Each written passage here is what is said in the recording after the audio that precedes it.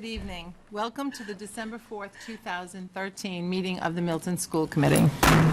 Please join me in the Pledge of Allegiance. I pledge allegiance to the flag of the United States of America and to the republic for which it stands, one nation, under God, indivisible, with liberty and justice for all.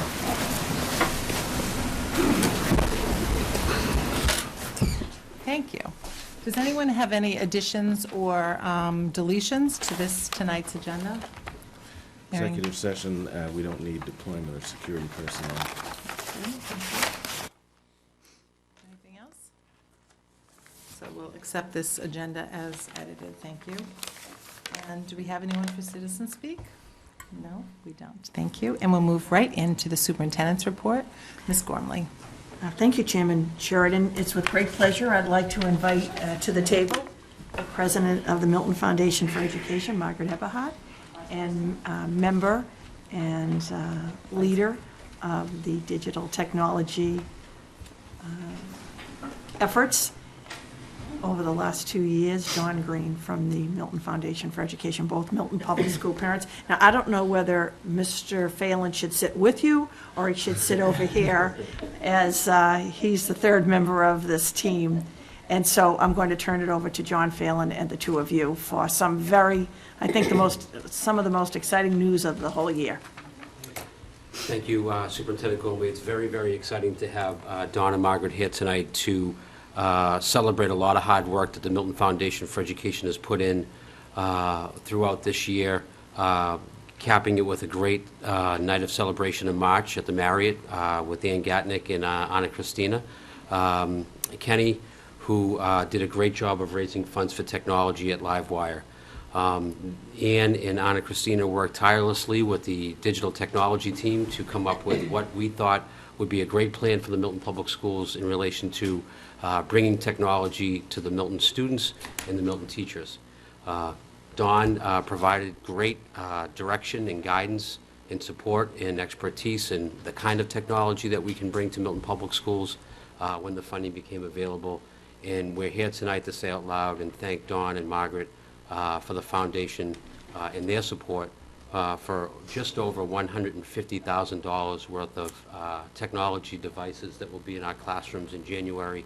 I believe it's over 440 devices will be in the children's hands, in the teachers' hands come mid-January. So I'd like to thank Dawn and Margaret publicly and the Milton Foundation for a very, very supportive and incredibly generous donation.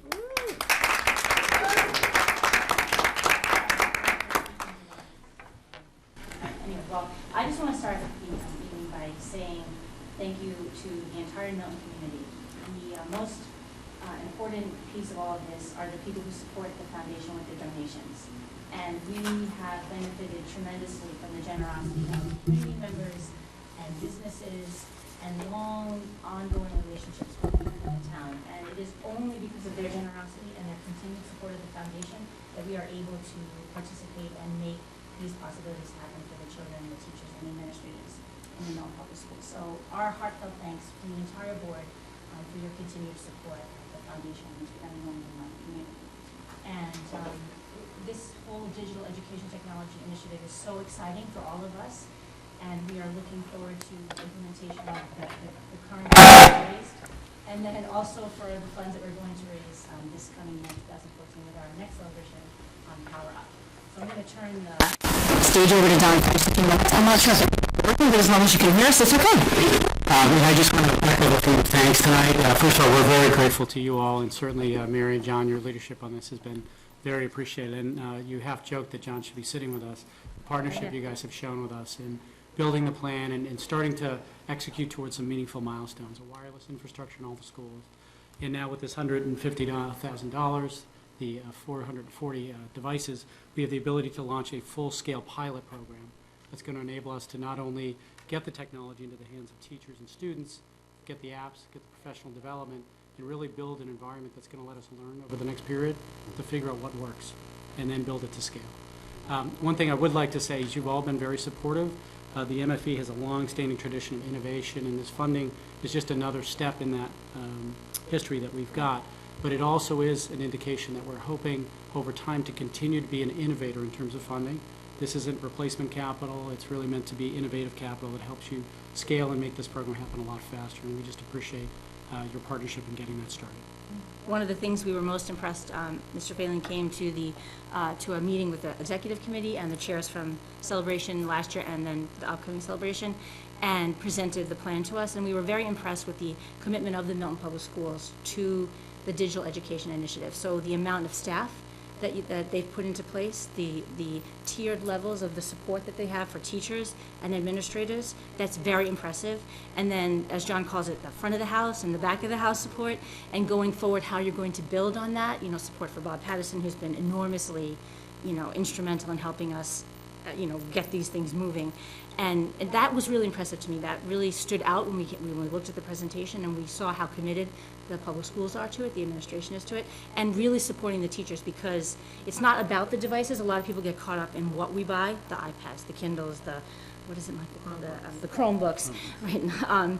But it's really about what those things open and the possibilities they open for students and teachers. So that's the piece that I really see the public schools supporting, and we hope to see that continued supporting growth of this initiative, because it's not going away. It's not just something that's here for today. It's going to really power education for the future. So we're really excited to be a part of that. Don and I can't thank Don and him enough, because it was really his pushing, working with the Copelands, getting that whole wireless infrastructure, and then moving forward, consulting with Chris Deedy over at Harvard. And he spoke at our Milton Stars event and just really praised all of you for the work that you've done and thinking about the kind of plan you wanted, not just going out and buying iPads and furnishing every student with an iPad, but thinking about, okay, so iPads do this, Chromebooks do that, Kindle Fires do this, clickers do that, what do smartboards do, and really sort of putting that all together. And that was really impressive and so gratifying to hear him talk about that night at the Milton Stars event, which is an event to thank our donors. And so we are just so excited, and we hope the community will be impressed and continue to support this wonderful initiative, because it really is the next, frontier in education. So. Margaret, I would say thank you. I also just want to offer one other word of thought. In this room, it's very easy to be proud of ourselves. We're moving towards something together, which is a great vision. But we've also taken the opportunity to share this plan with some outside educators, chief technology officers in different school systems, as well as some independent curriculum experts. And the idea of taking this platform forward before we pick the devices, with the testing, looking at academic outcomes and achievement, to be the guide to decide how we actually do this at scale. They've all applauded, and I can't thank you enough. And the kudos, John, you and your team have gotten have been well deserved. Thank you very much. I also want to thank, as part of this, the technology plan is a technology plan, and we're very fortunate to have the foundation come in and take over a component of it and fund it and make it work. But the budget that the taxpayers voted for, as well as the capital budget that is represented by Member Walker, that was a substantial sum of money that they contributed to the infrastructure, and obviously the foundation combined with the Copeland Fund. Really nice that the community can understand that just in the last year, $400,000 investment in technology at no cost to the taxpayer. And that is going to be felt in the infrastructure, that devices will be able to be used, because all of this is wireless now. And we don't know what those devices will look like in 5 years, but we know what they look like now. So cautiously, as we bring the devices in and we use them, students will be using them, which is a really big deal, as well as teachers. And so all of that work coming together, and all those different funding sources and all those different groups of folks coming together is very exciting. And I can't wait to see what the spring brings in terms of excitement in students and teachers' eyes, and getting that back and moving into the of half of the Milton Public Schools. So thank you very, very much for your time and all your efforts. And if I might, before the school committee speaks, I think it's important, I tell the administrators all the time, that the Milton Foundation for Education is an independent entity. And so I go to the monthly board meetings, and the MFE, if it's a mini grant or this purchase, its members analyze every aspect of every penny that they raise on behalf of the Milton Public Schools. And they're the decision makers. They vote in this room. They have presentations. John presented to the MFE board I say John should be over there working collaboratively with them. Don Green, one could think that he was a member of the Milton Public School staff for the last year. His feedback on the plan, his reaching out to, as you said, professionals, experts in the field to be sure that every single dime that the MFE raises goes directly into the Milton Public Schools and is well spent. And I tell the principals all the time, those aren't easy nights to go and to hear the discussion. They ask the hard questions, but the responsibility the MFE feels for those funds really impresses me with every single grant and every single initiative that you've taken on. And the Milton Public Schools, its students, teachers, for generations to come are better because of the MFE. People talk about partnerships. There's not a partnership like this that would be matched. We feel very strongly that the last few years we've worked hard to build those partnerships across with all of you in the public schools, but also in the community. You know, with Milton Hospital, with Curry College, with Fuller Village, with Jack Rabbit, with so many people who continually support the foundation and believe in our mission, which is to make the best possible public school system for our students and our families. And so it's really about collaboration, and it's really about working together. And if you can teach that to the students and they see that an example through the adults around them, then that's the best lesson that we could possibly do. So, at least in my opinion. So, Would you like to see the video clip? yeah, you want to see the video? Sure. Absolutely. What's it gonna mean? All right, so we're in the way. Should we scoot?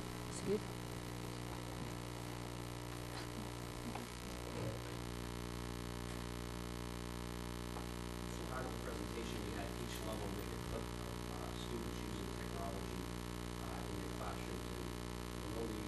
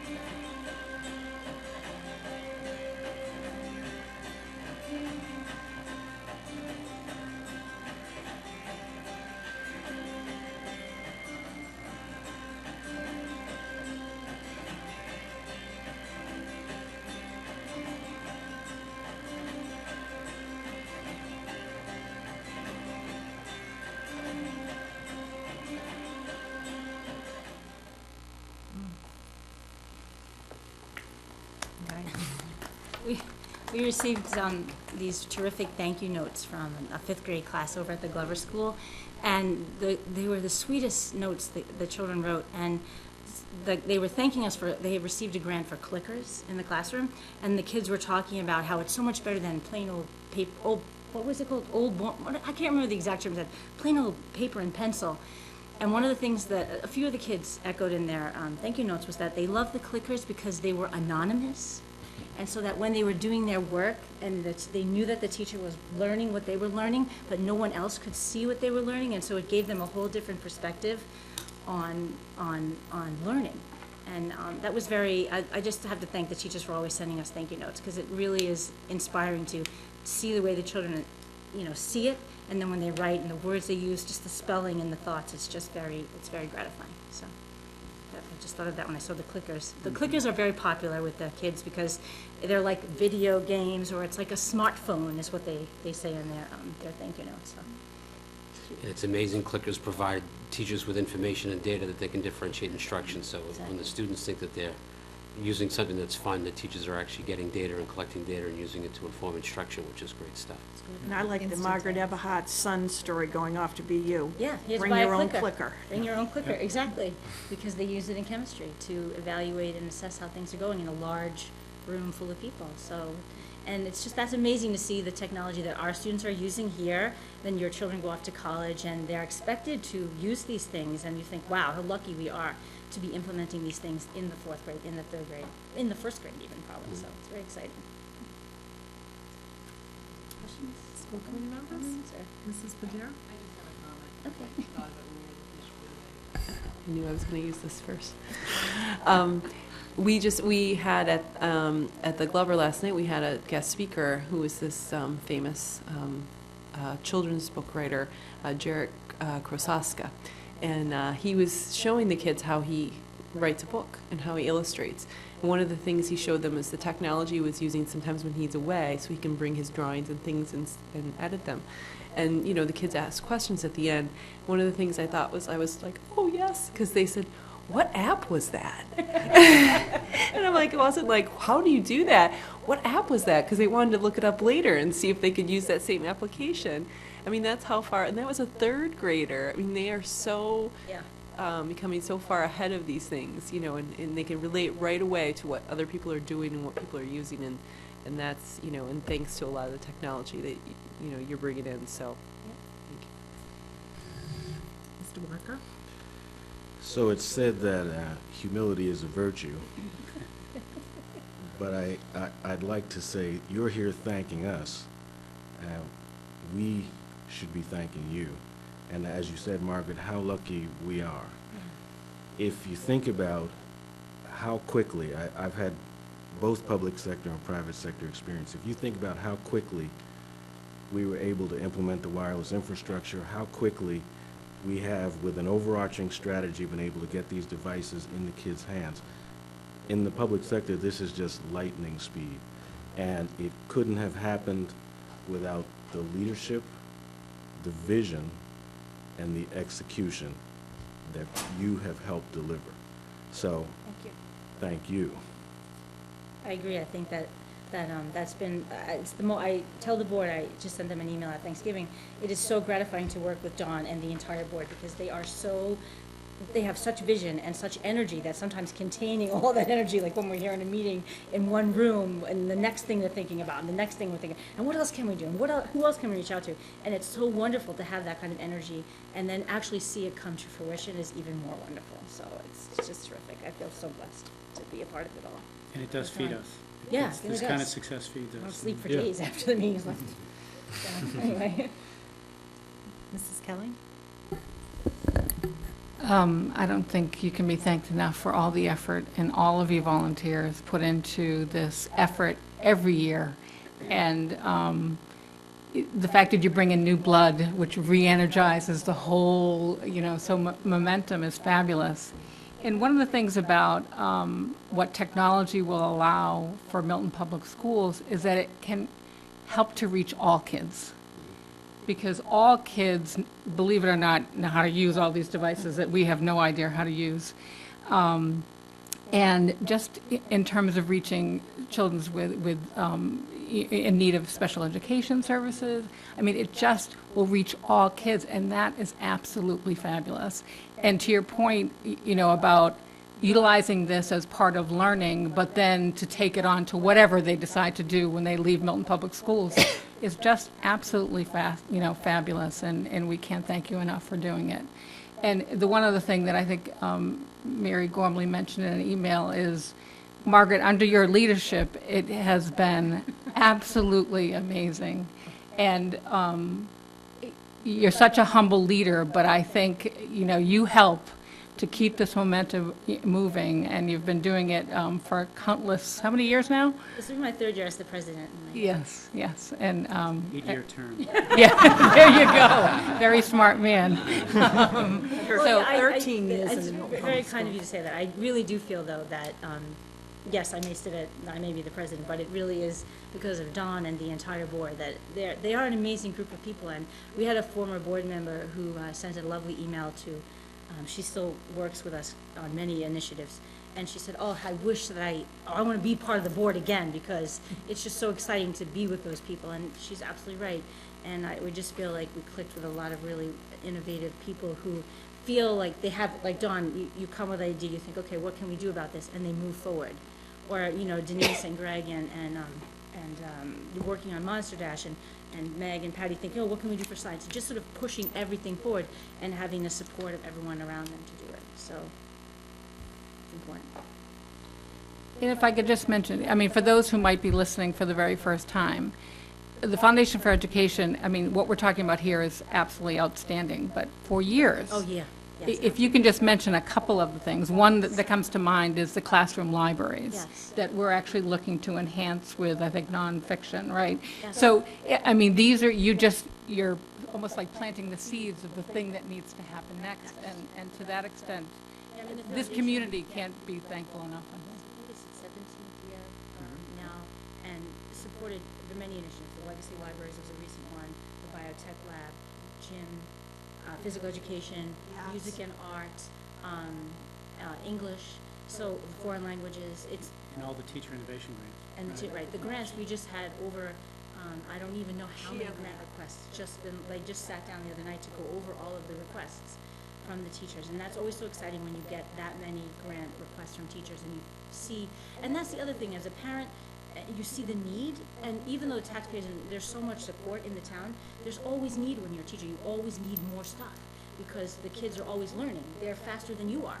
And so when you see that need, you just want to work harder to do more, because you know that it's going to good use. And you know the one thing you're investing in your money, you're giving your hard-earned money, you're donating it to the foundation, it's going to the best possible use, which is your children and the children of your neighbors and your family and your friends. So it's a great thing.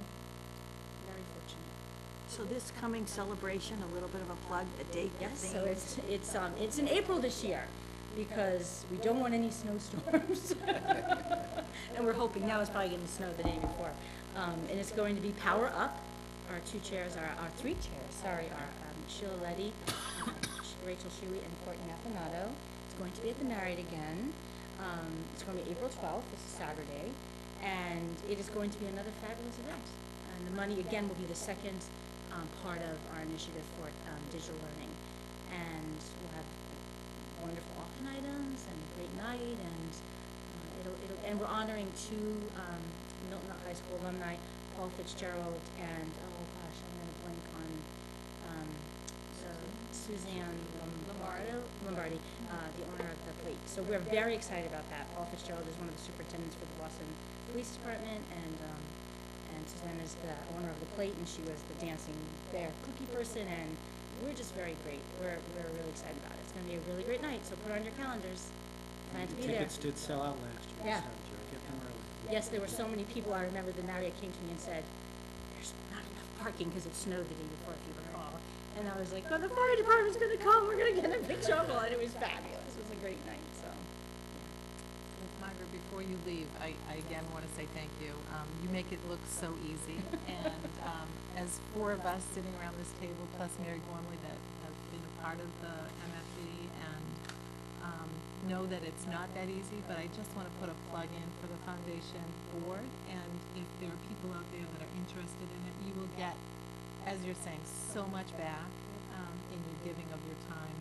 The rewards are great, and if anyone's interested, they Yep. could go on MFE.org. MiltonFoundationForEducation.org, and send us an email. Right. Give us a call. And we're not hard to find. Yes. There are lots of ways to get involved, and many hands make light work. So Exactly. we hope that people are excited about this new opportunity, and thank you again. It's a little secret I say in the office all the time, that my favorite night of the month is going to the MFE meeting. I really love these school committee meetings. I really do. But if you spent a night at the MFE hearing about the grants and the plans and all the enthusiasm, as Margaret and Don said, harnessed in that room, it is a really empowering night. And on behalf of the school system, I want to thank you personally and professionally, and John also for working so collaboratively with you. Well, thank you for working on behalf of all of our children. I know how hard you all work, and then the school committee as well. It's all volunteers as well here, working on the school committee, and, but it is the most important thing we do, education, so I thank you all, and I wish you happy holidays, and 2014, and power up.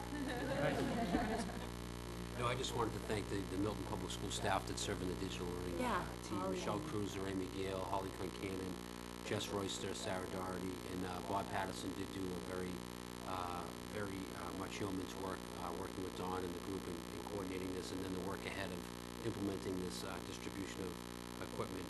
And I also want to thank Anna Christina, Kenny, and Gatnick, who were part of the team and a part of the staff last year. For those were a lot of hours that they dedicated to this work, and it was really, really nice to see the money being expended quickly, putting the materials that they had hoped would be money would be raised for in the hands of students so quickly. So thanks to those two as well, and thank you, Chief. Thank you. All right, thanks a lot.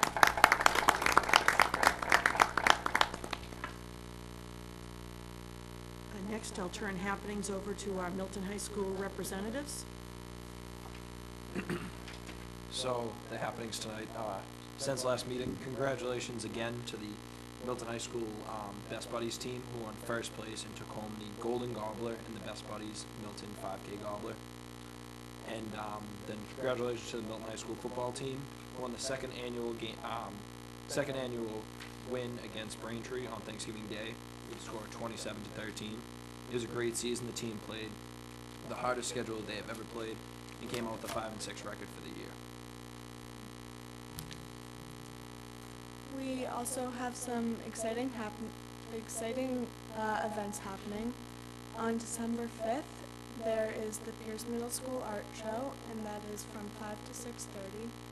And on December 10th, the Milton High School and Pierce Middle School Jazz Night will be happening in the Milton High Cafeteria at 6 p.m.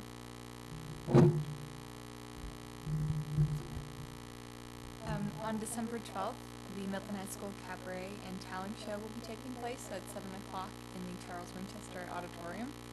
And on December 18th, the Milton High School Ensemble Winter Concert will also be happening in the auditorium at 7 o'clock. One last thing is that dates will be announced shortly for the kindergarten information night and also the first grade informational night. And that's it.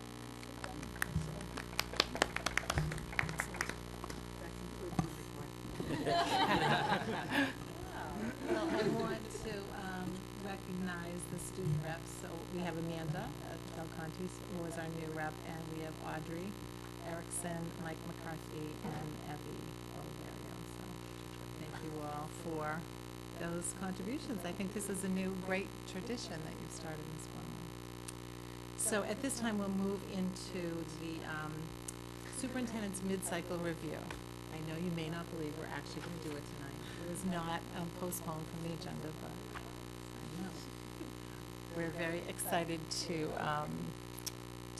share our findings of the wonderful work that the superintendent. I'm briefly going to go through a PowerPoint that I had sent you. And to Chairman Sheridan's point, we started in November. Thank you, John.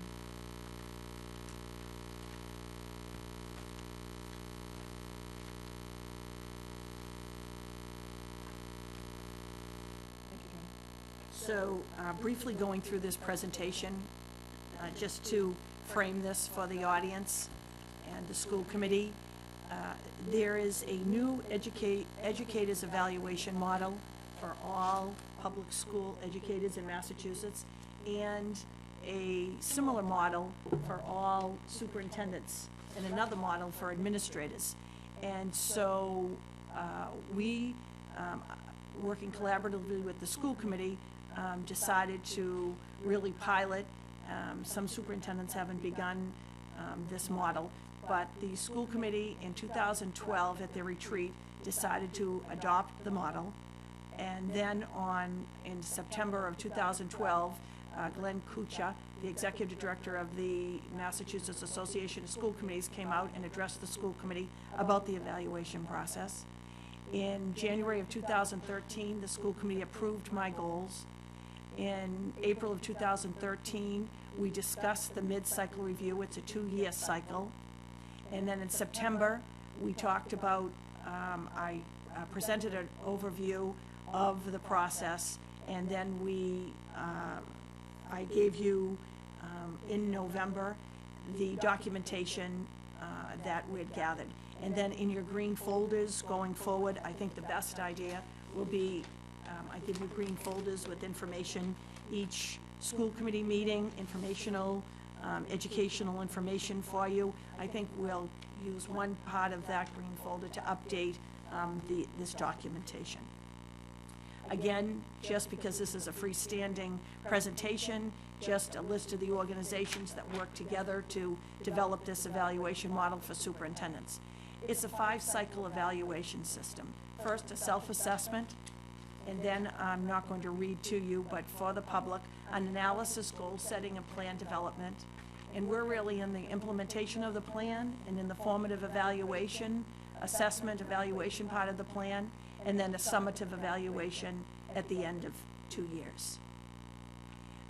Very interestingly, there are 4 standards that the school committee will be asked to evaluate the superintendent on instructional leadership, management and operations, family and community engagement, and professional culture. So those are 4 major standards. And in those standards, there are indicators. So I just wanted to give you an example. Let's take the first standard, instructional leadership. The indicators under that standard are curriculum instruction, assessment, evaluation, data-informed decision-making. These are really broad, and they cover every aspect of those 4 areas. But then, under each indicator, there are elements. So the elements then support, under curriculum, standards-based unit design, there'll be elements that you'll be asked to evaluate, again, the superintendent's performance, the district performance on standards-based unit design. So this is a very, very involved process, and it's interesting as we go along. I'll bring you back to this slide. Again, I had referred to a 2-year process. The first year rather self-directed, and then in the second year, working towards the evaluation. And again, the classifications, when you're asked to evaluate, in the end, those areas, using all of the elements and the indicators, unsatisfactory, needs improvement, proficient, or exemplary.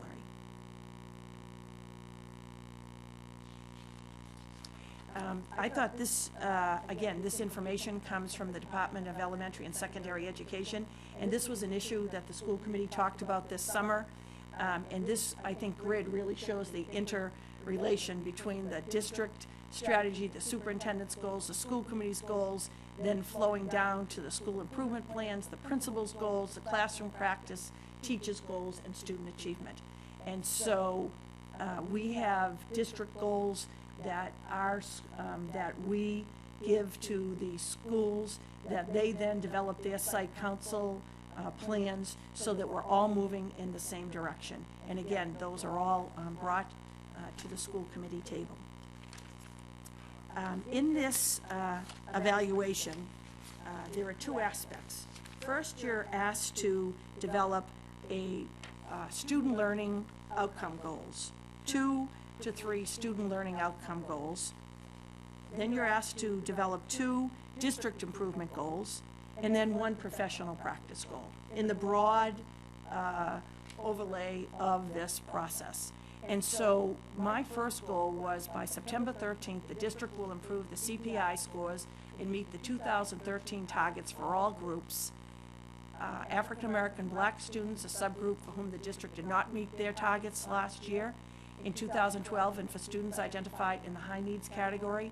That would involve children with special needs, children English language learners, and children whose families have identified as low income. And so then, next, I'm going to, so that's in progress. I believe, did I put the slide in there that shows? Well, again, I've provided in the documentation, which will show you that in this in the 2013 MCAS, we didn't make the targets, and so, and other subgroups have been identified as not making their CPI, so that would be in progress. And in your documentation, I have a grid for you in the first section in this area, showing you which areas we did not make our target, what our CPIs are for 2014. So this goal was not achieved.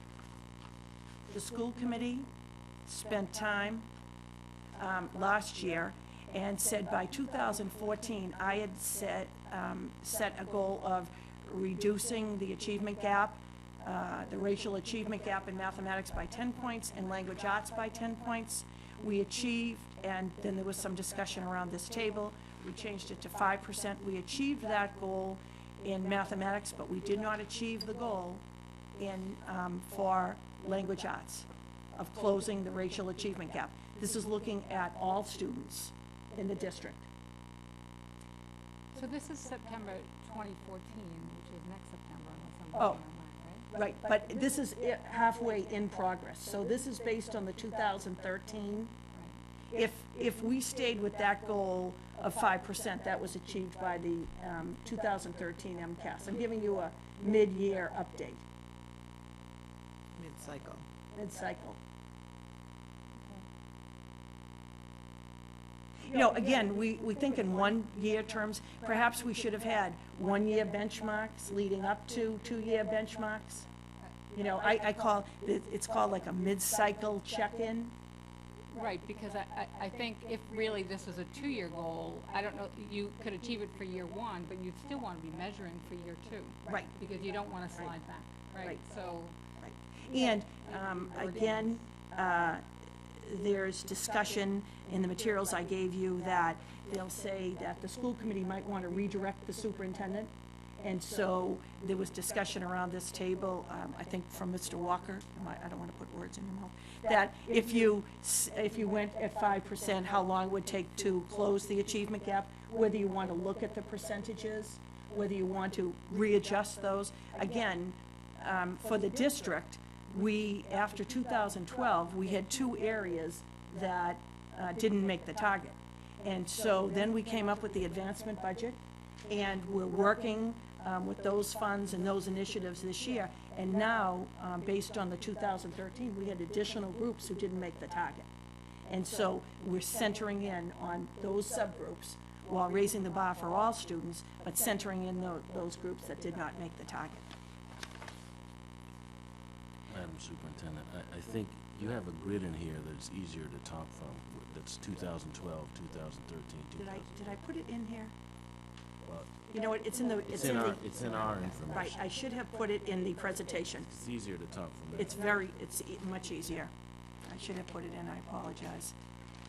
Let me go through this over, just, again, what I've given you documentation is, in each of these so the student learning outcome goals, they ask you to come up with key actions, and they ask you to come up with benchmarks. So in the documentation I've given you, some of these we've achieved, some of them were in progress, some of them are happening now. So for the student learning outcomes, again, that all subgroups make the target, and for, to close the achievement gaps, we have, again, key actions and then benchmarks. And I've documented which benchmarks we've met and key actions we've achieved and which we have not. Going on, then I said the district improvement goals.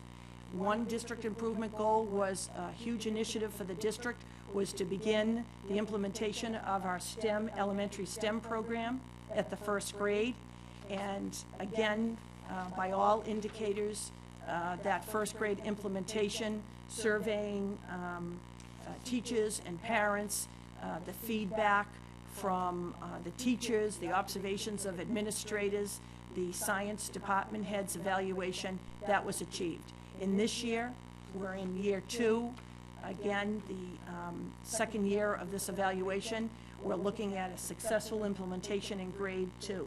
Remembering for the public that we're looking for a 1st through 5th grade STEM implementation. We're already talking about what grades 3, 4, and 5 that will be different from the we do robotics, and we'll bring that to the school committee table, building out that STEM initiative in the English program, grades 1 through 5. And then the district goal, there were 2 district goals. One was STEM, and the second is the implementation of the teacher evaluation tool. Paralleling my evaluation through this new model, now that we have a contract that we're waiting to be ratified with a tentative agreement, part of our agreement is implementing the new educator evaluation system. That was part of our contract. So we are looking towards, I'm working with the Department of Elementary and Secondary Education. We're already in the process of evaluating all of our teachers with the model that we have been using, whether we roll out mid-year or we do the professional development training of all of our teachers and administrators during the second half of the year, and then implement the program in September. For those of you who have followed this in the press, you know that Race to the Top districts are fully implemented the new evaluation model and are in the second, or some of them the third year of the model. But this new evaluation model is very, very involved. We'll have a presentation at the school committee table for the school committee and the public, and we're looking to implement this model. So that's not achieved. By 2013, 100%, another one of our goals. Very important, administrators, coordinators, and selected teachers will be able to describe the rating teaching practice and use it with 90% reliability and validity. Again, we haven't implemented the new evaluation model, so that can't be achieved. But that's one of the, when I brought all the administrators to this room and we talked about the advancement budget for the next year, it was very interesting. We came up with perhaps 15 different initiatives, but the top 3 of everyone's list was the successful implementation of this new evaluation model. This is paramount on the administrators' minds and is paramount on the teachers' minds to put this kind of work into it and to have it successful and drive teacher instruction that then drives student achievement. The third area is the leadership professional practice goal. I would give you an example. I read one superintendent's plan was how much time a superintendent was going to spend out in the schools. Another was how the amount of time another administrator might spend in a professional development area. The leadership goal, professional practice goal that I established for myself was to take the leadership meetings that we have 2 a month with our principals, and turn those into meetings that were learning walks, engaging members of the team to improve the understanding of high quality in teaching, supervision, and evaluation. And I have to tell you that if one of our successes have been these learning walks. These learning walks have become a culture in the Milton Public Schools. I should turn to our students and have them react if administrators have gone into any of their classrooms. The principals take ownership. I've got the documentation for you in here. It's all around driving instruction and student achievement. They'll set an outline for the team, and what's happened is it's outstanding. It's just not the principals. I ask every one of our Unit B administrators to join in at least 2 of the learning walks during the school year. We go in and it's established what the principal wants the team to look for. And the teachers sometimes volunteer and other times are recruited, and we spend time in those classrooms, and then we come back and we debrief, we give the principals feedback. I remember when Drew Eckelson was a principal in the Milton Public Schools, and he used to refer to it as the medical model. The interns walking around in the morning and then meeting to diagnose the patient. It's a very, very interesting model when we all discuss what we saw, what suggestions we'd give that teacher. One set of eyes might not see the strength of a teacher or identified challenge area, and then we actually give concrete ideas. And I have to tell you, as your superintendent, I can know every teacher in the district. I can do the walkthroughs with John Phelan and Glenn Pavlicek through the buildings, and we get to know the teachers on a multitude of levels. But when you're in their rooms and you see them teaching, that gives you the kind of perspective you want to know. So you want to look at that teacher, and I can look at any teacher. We have gone into their classroom during a learning walk, and that's what I relate to the teacher. I might know when I hired that teacher, or when John Phelan hired that teacher, something about that teacher personally, or what clubs and activities, but what really matters, what that teacher's doing in the classroom, and what their instructional strengths are.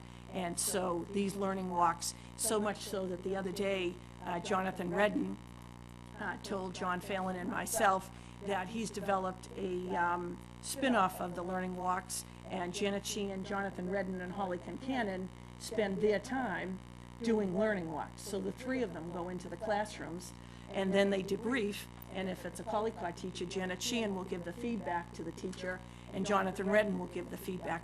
And I have to compliment the Milton Public School teachers that they're open their classrooms, they don't skip a beat, they don't stop, we're not introduced, we're in the room, and they value the feedback.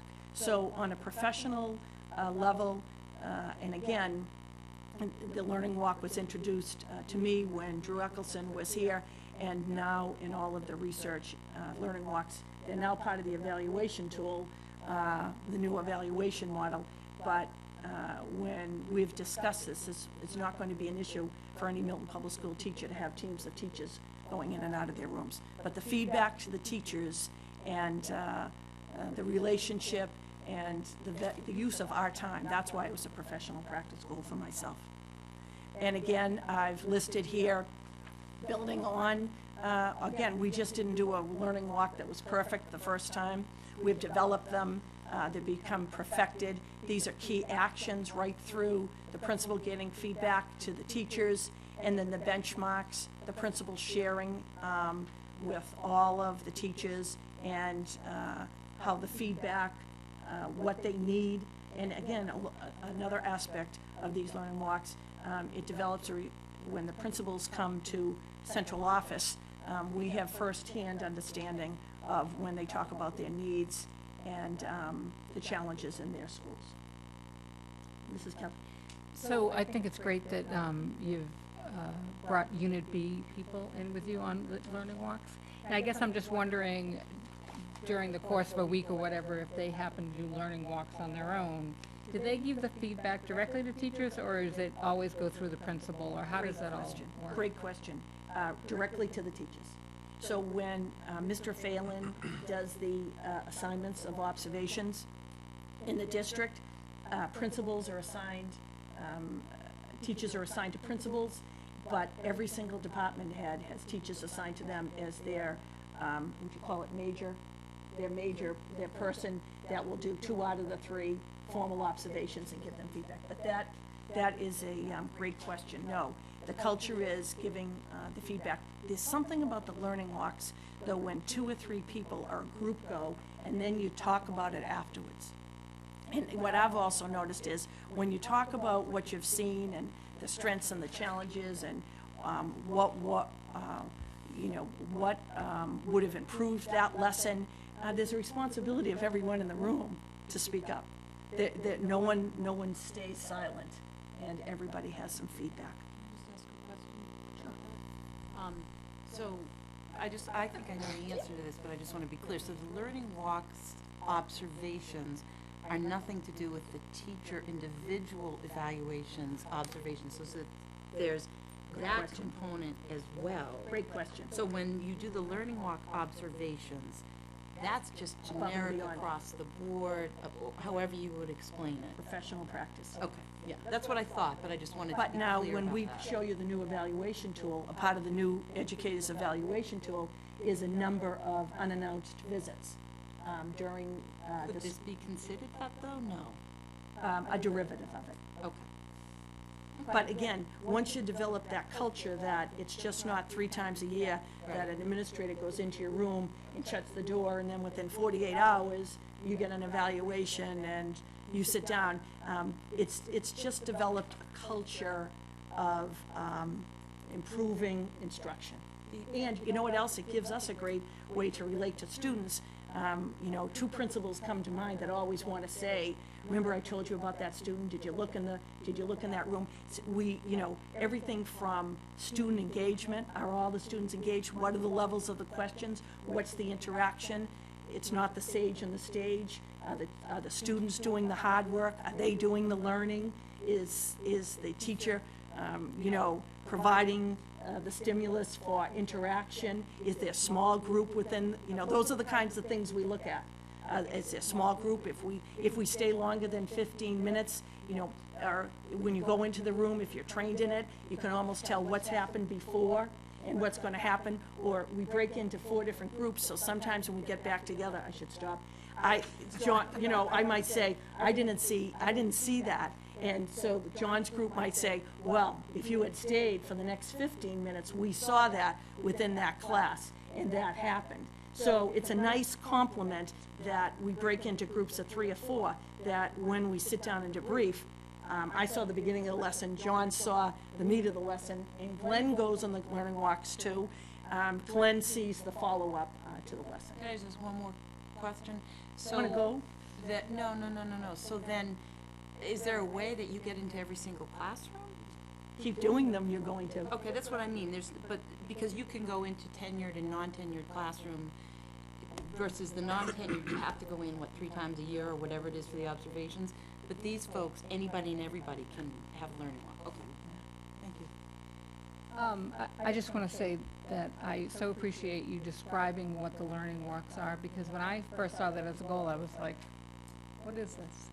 But in any organization, if you can get those people who are sort of giving feedback to see the same thing, it's a very difficult thing to achieve, but if you can get them all on the wavelength, because it's exactly what you're doing when you have multiple sets of eyes looking at a lesson or how the classroom is engaging, et cetera, that's the key to how you drive success within any organization. So I'm so appreciative of the explanation, both publicly and privately, that you did for me. But I think it just creates the environment that will only allow our teachers to continue to grow. I mean, they're terrific as it is, but this will help them. Well, Mrs. Kelly, you had also spoken to me over the years about, you know, use of time, administrators' time and principals' time, and you've, not to patronize, but you've always said they have so many things that are asked for them. This targets their time really well. And the little secret behind this professional goal is you don't want, I often say to Mr. Phelan and Mr. Pavlicek, you don't want your meetings to be housekeeping. And so, you know, we had a meeting the other day, a leadership meeting, but sometimes it's good to everybody to hear it and to you ask a question that you were really thinking about that you didn't understand in the memo. And so we try to make our time with our administrators not housekeeping. And but then the other day we saw the value of with new administrators coming together and building a team. But this probably is the finest use of the time that we meet as a group. And your point's well taken about, 1, I should have had the chart up there, and 2, these descriptions leave something to be expanded on. I'm just going to say one thing. So at the completion of Ms. Gormley's presentation, we will then give our feedback on each one of these breakouts, correct? So at that point, we will. And I would also, so it's very interesting with this. So you have these goals and you have the documentation, but then you're asked to fill out this grid that has all of these elements and all of these standards, and that's really so separate from these goals. But I would ask you that in the next month, if you took this grid, and it's in your book, filled it out, it would give me input. Then I'm not sharing enough what we do in management and operations. I'm not sharing enough through the school committee meetings and my interactions with you for you to get a feel on scheduling, time and teaching and learning, and time for collaboration. So there are so many aspects of this that at the end, you're actually asked to evaluate the superintendent on just, managing conflict. How do I do responding to disagreements, doing conflict resolution? What kind of consensus builder am I? Shared vision, do I share a vision on development? And so if you ever wanted to fill that out in a formative way, I would just get a feel that, well, I'm not sharing that aspect of the superintendency enough with the school committee, and take the opportunity in the coming months to share it. But it's very interesting to me that the actual grid that they ask you to fill out is so much different than these goals that they ask you to establish for yourself.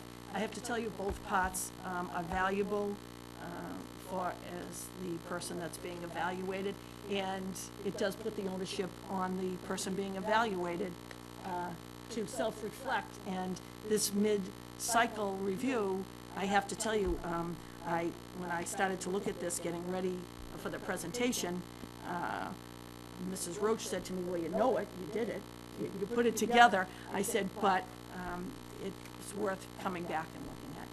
Ms. Gormley, I also just want to clarify, so the document you're just referring to, the evaluation, the total evaluation, that's the summative, so that's at the end of 2 years. But I wouldn't mind if anybody wanted to fill that out now. You're asking us for your progress towards that, but knowing full well that that's for the end of the second year, so. One point on the learning loss. I'm going to be brief because I agree with Ms. Sheridan. I'd like the superintendent to finish this lengthy presentation first, but I do have some thoughts on how we might evolve that goal. I agree with Ms. Kelly that if the objective or the strategy behind the learning loss is to create more of a culture of development, that's a good thing. I think ultimately, if also, as you indicate in the description of that goal, the thought is to create a better understanding of higher quality teaching and learning, then at some point, it would be helpful to try to measure in some way whether we're in fact achieving that, so that the goal isn't simply to do the learning loss. The goal is to demonstrate that we've created higher quality teaching and learning. So I have some thoughts about that, but please proceed. I'm done. Okay.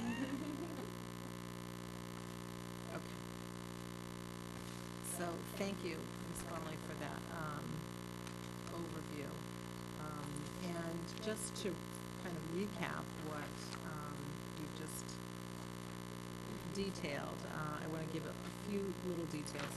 So you presented us with this binder, which people at home will never be able to understand how much detail is in here, and this is the second installment of this that we've received. So the first one had some different documents in it, and this one has some new documents in it, but it's all supporting the work that she's doing, she and her leadership team. So these goals are SMART goals, and I want to just talk about that for a minute, because the word SMART is an acronym, for specific, measurable, attainable, relevant, and timely, so that all of these goals need to be SMART goals that Ms. Gormley has established, and they are. And supporting behind those are the research that's relevant to the identified topics and themes, district-wide initiatives that address these goals that you've developed, as well as the progress towards reaching those goals. And you've articulated some of that in this presentation, but I just want to tell folks that there's way more than you could possibly have overviewed for us here tonight. So for the sake of proceeding with this, I'd like to just take these in 3 separate parts. So we'll begin by talking about the student learning outcome goals, and that includes the SMART goal itself, the SMART goals, because there are 3, the key actions for improving the student learning outcomes, and the benchmarks for improving them. And I just want to note that on this packet that school committee members got, it said Superintendent Gormley's FY13 goals mid-cycle review, this sheet. The third one down should have, the second one, I'm sorry, goal number 2 there, should say math. The second and third goals are the same, they both say, by September 2014, the district's racial achievement gap in ELA will be reduced by 5%. So number 2 should say math and number 3 should say. This one, it looks like this, the mid-cycle review. It's just the outline form, yeah, okay, sorry. Okay, so I don't know how, if people want to just take turns going through, talking about your comments about each, the student learning outcomes. If someone would like to volunteer to go first. Anyone speak at once? Go ahead, Mr. Walker, thank you. So, just a little context. Let me start at the end. I don't think that there's anyone who could do this job as well as you're doing it right now. Putting this in some context, we only approved your goals in the beginning of this year, which was halfway into the year, and I'm very impressed with the amount of detail that you've been able not only to pull together but to accomplish. I'm impressed that I think there isn't any question that the district is focused in a very consistent way from top to bottom on these goals. And I think that you've been the leader in that. I have some thoughts about how we might evolve these goals, as I said, and I think part of, but I actually like this chart, so I'm going to talk from the chart, even if we don't have it up on the screen. The first question is, Sorry, can you just tell a little bit about the chart? Yes, yes, the chart is entitled Data for Superintendent's Goals Fiscal Year 14, and includes various populations as defined by MCAS, the specific MCAS content area, and then target 2012, actual 2012, target 2013, actual 2013, and a 2014 target of what's called the Composite Performance Index, which is a well-known term these days. And my questions go to whether we derived the 2014 targets. Obviously, there are some places, and you've talked about where we weren't able to achieve the goals. And as I said, I'm a little concerned about pace. At the pace we've agreed to thus far, if everything works well, it'll take us 20 years to close the achievement gap. And that's probably too slow for all of us. But let's assume for now that's what we're working with.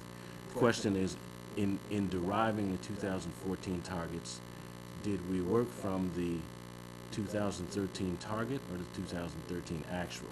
So what I tried to do was calculate where we should have been based on the 2013 target, and then where we should have been on the 2014 target, increasing that by 5%. It doesn't look like that's what we did.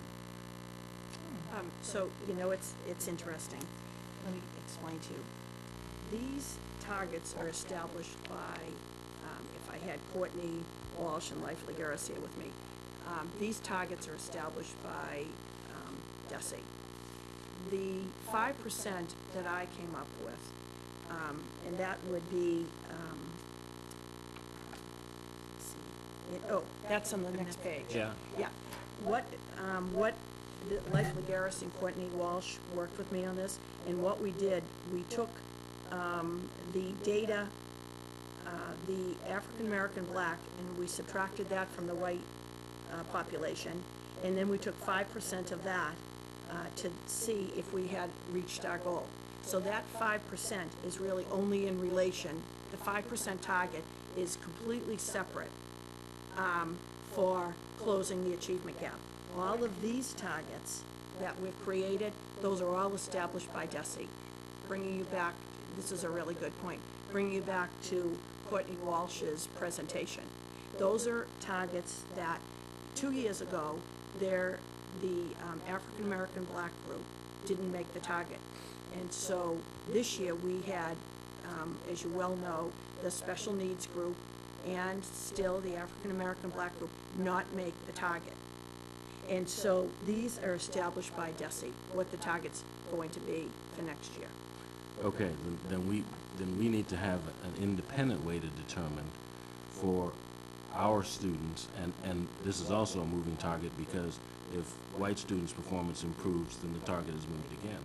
But, hi Mary, she's bursting with a comment over there, but I'll be done in a minute.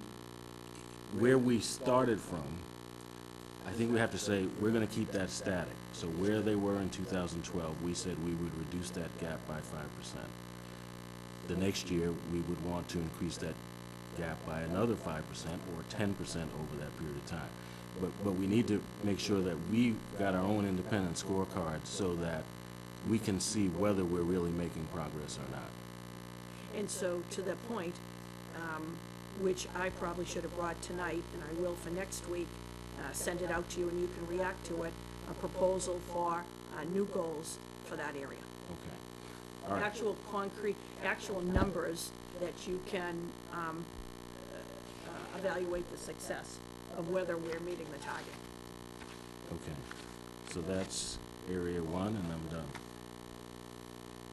Mrs. Padilla? Thank you, Mr. Walker. I'm just going to briefly just say a couple comments about the student learning outcomes. What I've been most happy about, Superintendent Gormley, is that you haven't just set goals to achieve these, but have laid out what you're focusing on to get there. You know, some of the initiatives, the advancement initiatives, are really targeting specific areas, because I think it's crucial. You can't just say, well, we're going to do better, but how are you going to do that? And, you know, as you know, I'm a big fan of the early education programs, and I know you've been targeting that. Just adding, you know, looking at what other districts are doing and how they've improved through reading specialists. And we've looked at, you know, transfer students and how teachers can work with those students as well. Some of the technology education, reaching all students a little bit better. But that's, you know, I'm just going to briefly say that that's what I'm most happy about. And seeing this is, as Mr. Walker says, very early in the process, so it's a little unfair to already, you know, be jumping. I think some areas we're moving in the right direction, but some of these initiatives need a little time to see if they've been effective or not. But I think, you know, I'm confident that you're moving in the right direction. If I can just, so I would agree, Becky, to just sort of take on that.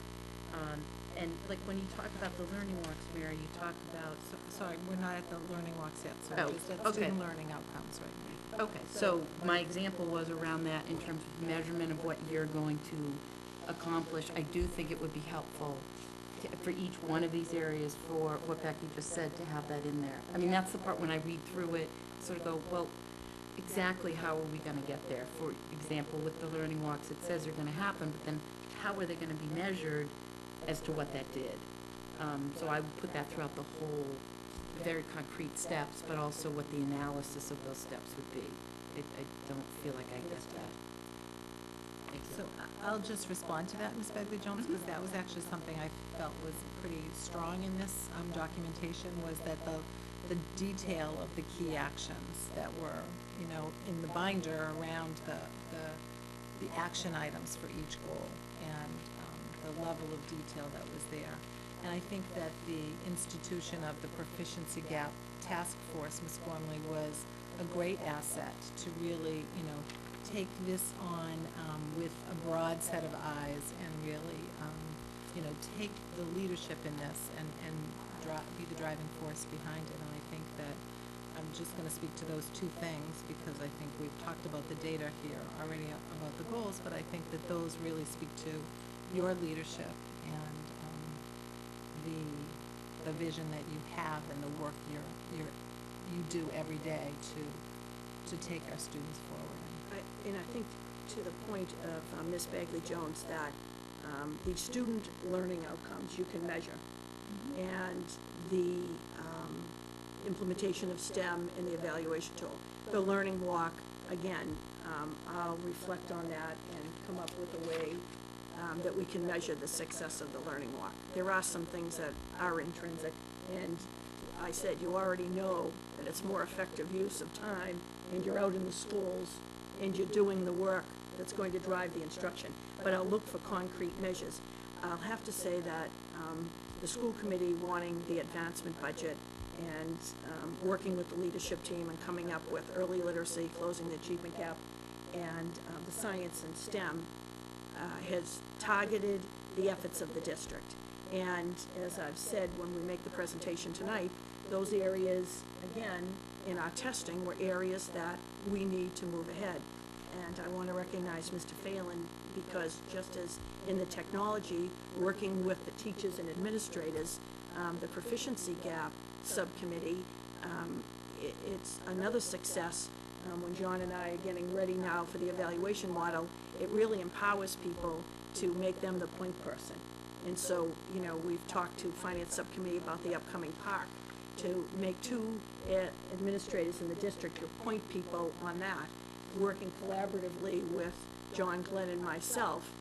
It builds real leadership skills. So it's not, again, John and Glenn and myself have the central office view of it, but when you empower people on the proficiency gap, or you heard John recognize the individuals on the tech committee, I would be willing to say Jonathan Redden thought that his involvement on that technology committee was perhaps as rewarding as another degree for him after 1 year in the Milton Public Schools. So for administrators, they get out and they're working with community members, they're having input, working with the teachers. It comes from the bottom up into how these funds are going to be spent.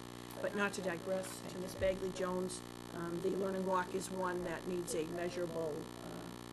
But we're focusing right now on the student learning. Sorry, I'm going to try and keep it. Anyone else like to speak? Mr. Zulus, would you like to speak? Sure. As I'm the new person here, my judgment on how we improve the data and how we get to where we need to be is much like many of the things that you're doing right now. It's in progress. Nevertheless, I have a couple of thoughts. One is, it appears from the discussion and from the data that with respect to the student learning goal on the racial achievement gap in ELA, perhaps since that's been achieved, it needs to be reevaluated and accelerated. Two, as the math racial achievement gap has not been achieved, the question is, how do we achieve it and how do we accelerate that? Three, it appears from the composite data that perhaps we might add a goal, and again, I wasn't here for the goal setting process, so I may be speaking out of school here, but perhaps you may add a goal with respect to science, because it appears from the composite data that may be a little bit lacking. So those are my thoughts on the data. And in terms of my judgments, as I said, from all that I see, in my 6 months, what I've seen has been very impressive. But I have a lot to learn. So I assume that will be the case as we move forward. But I'll be interested to see how it works. So, Mr. Zulus, the directions and the with the model is an issue might come up in the district in mid-cycle or 1 month into the process. You might have to direct the superintendent to change one of the goals. And so, to your point, at the next meeting, I'll come with new goals and adjusting those goals and look at the science. On area one, I'm referring to this handout because we do have quite a number of handouts in a great binder that has been great bedside reading. Anyway, the area one, maybe one thing that would be helpful as we go forward is to define what in progress you have some later on that say not achieved, but we have in progress, achieved, and not achieved. So when you say in progress, I don't really know what you specifically mean by that, and you may not be able to define that. I mean, this is a huge effort to do all this. This is huge, as Linda Lee said earlier. So to have gotten this far in this process is remarkable. So that would be helpful. On the 5th slide where it says benchmarks, the last couple to me seem very specific. Collect and analyze teacher survey data. Learning walk focus, internal assessment, protocol for identifying, protocol for, so those things are, did you achieve those specifically? And that's great, but then how, you know, you need to tell, like when you look at this document, the blank one you gave us, down at the bottom on page 5, it starts to talk about evidence of what you've been doing. Those are the things that are helpful, I think. Analysis of classroom walkthrough data. Not for you to say you're going to do that, but when it comes out, what's it going to look like? That analysis of classroom data. The classroom walkthroughs, the data I would be interested in as we go forward. Anyone else, Mrs. Kelly, who wishes to speak to us? So, I think there's no doubt that under your leadership, we are making great strides in putting into place best practices, tremendous people who are all working on these efforts. I think the goal, I agree with the previous comments, that the goals need to be a little bit more clearly defined, but also a definition of what is success, so that we can accurately, just even the first goal where it says by September 2013. If this was a goal, a 2-year goal, then I think under this I would also expect to see then as part of that goal and by 2014 or whatever. But I also think that as a district, and I apologize, I haven't really formalized this well, but the data that we look at is average data by subgroup or by all students, right? And to me, and I think this is where I differ a little bit from you, Mr. Walker, is that our goal as a system is to get everybody to proficient or above. And to the extent that we're looking at average data, not knowing what the average is reflective of, because averages can be like this and end up here, and it can be like this and end up here. I think for us, it might be worth looking at some of the sort of how wide the swings are for us to truly be able to evaluate progress. And to the extent that maybe from year to year, different subgroups may or may not pop up, I think we should probably have them all in our goal so that we're constantly monitoring and working. And I think that many of, especially the advancement initiatives, are working towards meeting all of those subgroups' needs.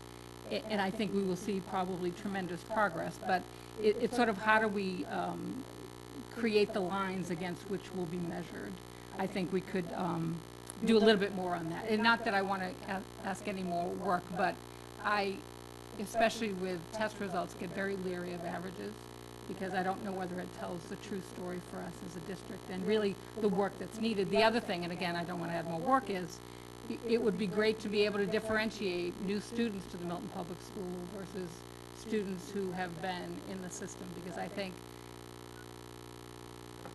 we ask a lot of our teachers within 1 year to take a student who's new, who perhaps doesn't have the foundation that perhaps a Milton Public School student would, and move them forward dramatically. And I think we have to recognize that individuals don't necessarily make huge leaps all the time, and it comes in different spurts, et cetera. So to that extent, I think we can maybe look at the goal and try and define it a little bit more.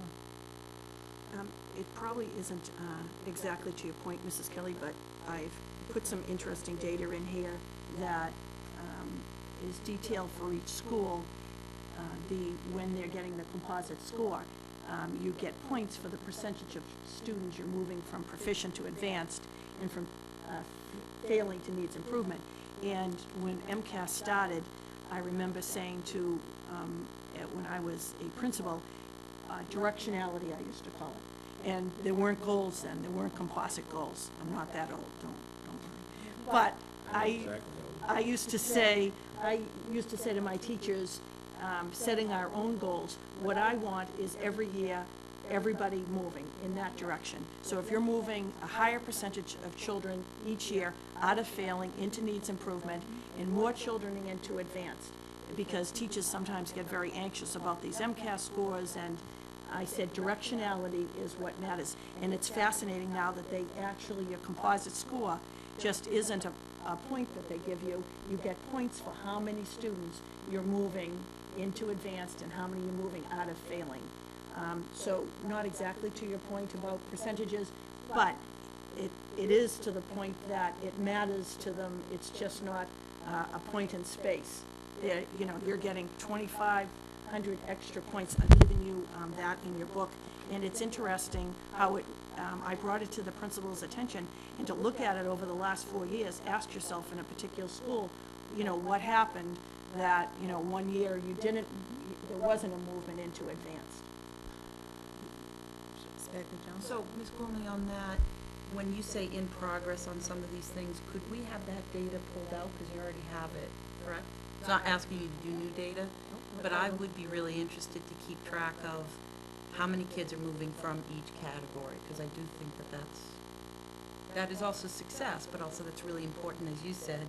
If it's not happening, why isn't it happening? That there's some forward movement for everybody. I might be able to give it to you a number of students, but I can definitely get it to percentage. I just think it's a great point that you brought it up. I was just going to say that. So I believe that some of what we're talking about was in a different presentation, and I just want to caution us in terms of our discussion here tonight that we're supposed to be focused, or I'm going to encourage us to be focused on this presentation, and then maybe at the end we can talk about ways to improve this or change this, because I feel like it might be that our expectations might be getting so great that we're asking a great deal of the leadership team in terms of providing the backup data and all that would come with every If I can't get it done in a week, I'll just say, we'll do it over the next coming weeks. Mr. Zulus, I think you were trying to say something. But my question may bring us farther afield, but let me just quickly, I'm going to do it anyway. I think that it's an interesting point that Mary Kelly raised, and I think the point is, as opposed to averages, we want to talk about floors and to see what percentage of the students reach that floor. I don't know if that's an appropriate data point, but it's certainly a different data point. And I'm not sure if we have the data available, but it's certainly a much different way to looking at it than this. And as I piece through it in my mind, I'm not sure whether it's, yeah. Well, it's Great lead into our advancement budget. And I refer to the individuals, again, we'll go back and, as we look or mine the data, all the different ways to look at it, and then share it with the teachers. I clearly remember that graph in the bar graph in the MCAS presentation, showing the different levels of student achievement. Mr. Phelan already called it up on his computer. Yeah. You have that data, right? So any other comments about student learning outcome goal? I mean, I have pages of notes that I could talk about, but. Just in general, at the end of this this is basically just to give feedback. Are we voting to accept this? So there's no formal. No. But None required. But I'll come back with adjusted goals for the second half. Right, and I do want to just say to that, because I remember clearly, Ms. Gormley, your goals were higher. That your percentages were higher, and people asked you to make them less, and so we're being reflective as we go through this process. It is a process, and so were you going to say something else, Joe? No. All right, so we'll move on to area 2, which is the district's strategic goals. And that was STEM and the teacher evaluation tool. So the teacher evaluation tool really is out of play because that just became a discussion point in the last, well, it hasn't even really begun, but as you articulated in your presentation, Ms. Gormley. So we'll just focus on the implementation of STEM. Is there someone that would like to go? Shall the last be first, Mrs. Kelly? Sure. I guess, again, I'll sort of speak to the goal, because similar to Mr. Walker's comments, if we say we implemented, we have to be able to measure it. I mean, it's one thing to say it's been implemented, and if that means we've purchased curriculum, teachers have gone through professional development, and lessons have been taught. I guess the question for me is, do we go the next step and say, and so how are we measuring that kids are absorbing, et cetera? And I guess that's what I would look to in terms of any of these goals, is sort of how do you carry it all the way down to the student level and measure that, you know, that it's in place and that whatever we had expected in terms of outcomes was happening. And I'm not sure with the STEM program or the We Do Robots program, that we have, you know, similar to us talking about ELA assessments, internal assessments, and math assessments, you know, does the program come with its own assessment? And maybe the you know, if someone actually constructs something, that's success, and every student in a classroom, you know, is able to achieve that. So I'm not sure what we set up, but it's not delineated here. So when we measure a SMART goal, I guess I'm looking for the measurement all the way down to the student level.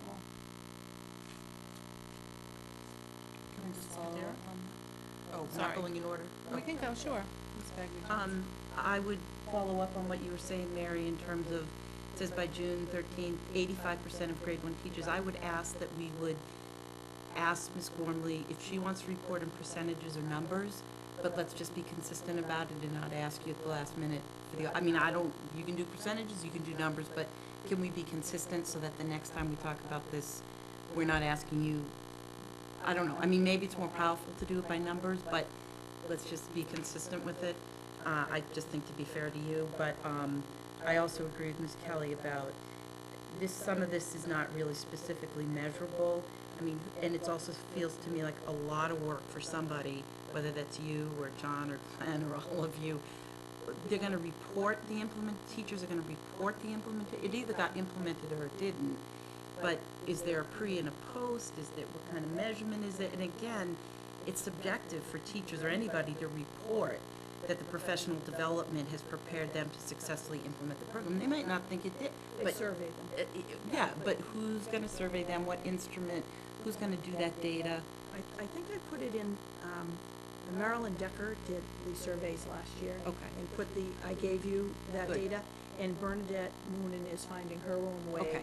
to survey the teachers. Again, with this STEM initiative, a lot is through, what did I say? Nothing. Little inside joke over here. All right. That the STEM initiative, again, when we talk about the evaluation, I understand what you're saying.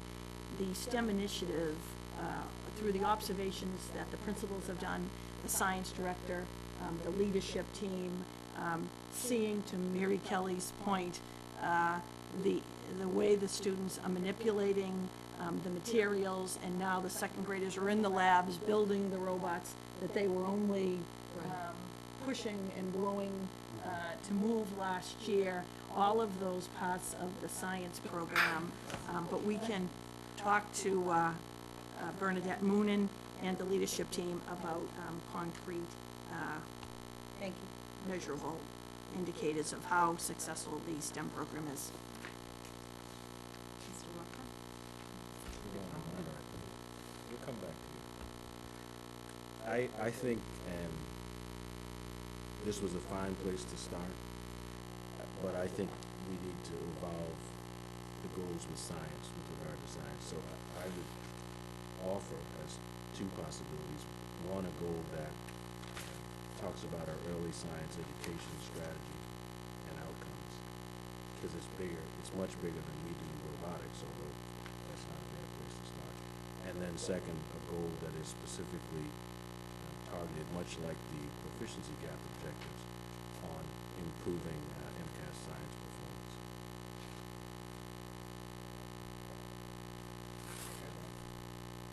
And these are actually district improvement goals, they're not district strategic goals, that, to be consistent with the format there. And I would offer a third, which is development of the strategic plan, and I've got a couple of bullets for that.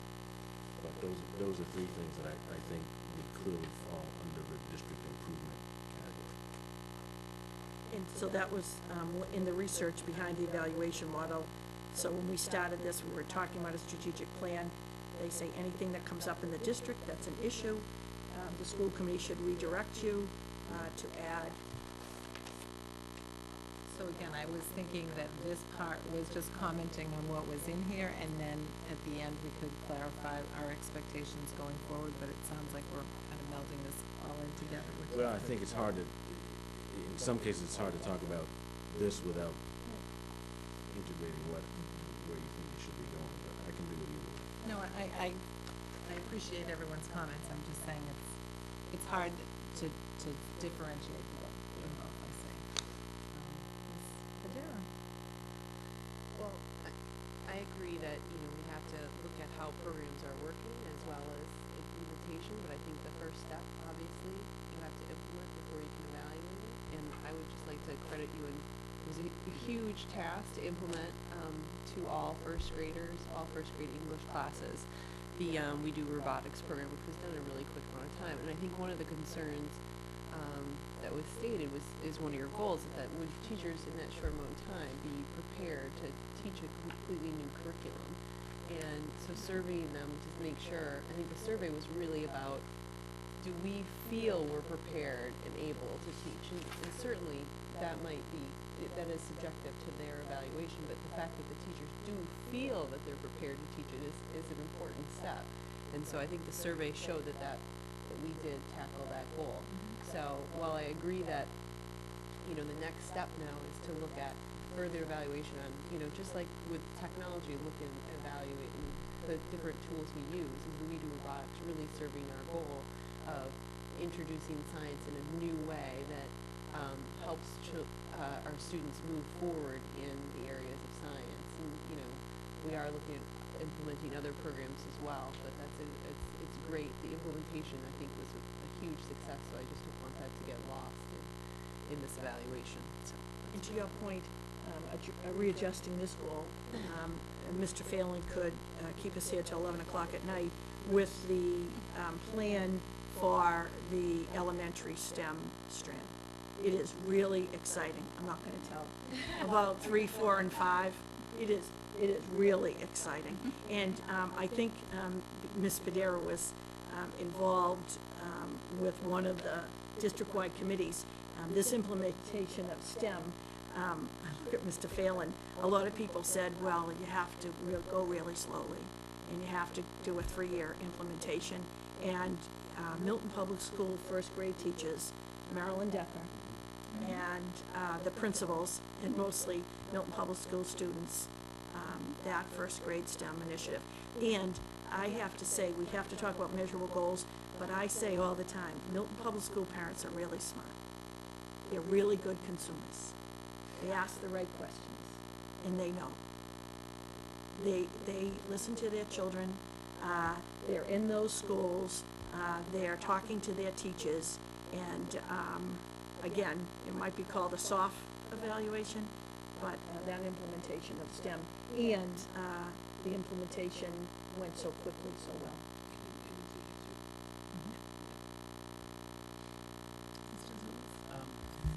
So very quickly, if grade 1 has been achieved and grade 2 is in progress, do we reevaluate, as you've discussed, we reevaluate and see if we go to grade 3 and then start talking about how to measure after implementing? That's probably right. So those were my talking points as well. Sorry. No, just, as I read the goal and it says 85%, I guess I get concerned about that, because I put my parents' hat on and I say, well, what if my child is sitting in the 15%? And so from an implementation perspective, I would expect it's 100%. The success, i.e., am I comfortable as a teacher teaching it? Do I reach all my children? That I can understand me not being 100%, right? Because it's just part of human nature. So I guess I would look to maybe perhaps changing that to. So, Mrs. Kelly, just to remind you that these goals we saw back in January, right? So she's working off of these goals. This is what was presented to us. Right, and in retrospect, this is sort of part of our learning process as well. Exactly. When we talk about implementation of a program, my expectation would be 100%. I wish I had recognized that whenever we discussed these goals previously, but I did not. I'm mentioning it now because I'm concerned as my parents are. So, my comments on the strategic goal really are very much parallel to what Mrs. Padilla was saying, that I'm thrilled about the rollout of STEM. I think that, the way it was delineated about the summer professional development and the ability to provide the support, both side-by-side teaching with Marilyn Decker's support and regular coaching sessions and meetings. I mean, I think that when you look at those action steps, it's just so clear as to how it was rolled out, and I think that coaching is a powerful piece of it. I think it also allows for the feedback that's so important for teachers' growth in their presentation of anything that's new, and using the survey to get those results as well. So I won't say anything more than other people have said. An interesting spin-off, Marilyn Decker spent a tremendous amount of time last year in those first grade classrooms, and so now Bernadette Moonen is filming herself in the second grade classrooms, and then getting quadruple the use of her demo lesson, then being shared with the other second grade teachers. She's pretty powerful. That's great. Mrs. Kelly? But one other comment with regard to this goal and your ability to manage it. Ms. Decker was, a big driver of this, and then we lost her.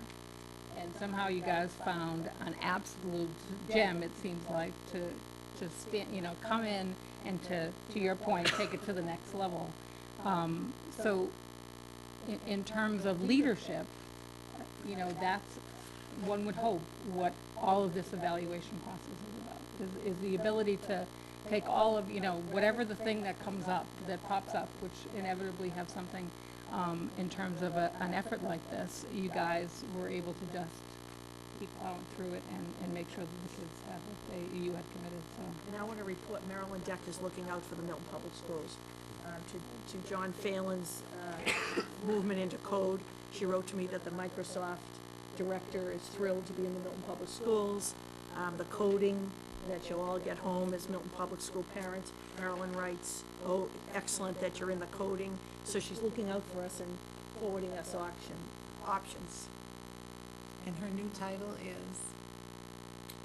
She works for Director of DESC. STEM in Massachusetts. Right, so we learned from the best. The high school robotics sent her a note inviting them to their February Saturday robotics session, so we're staying in contact.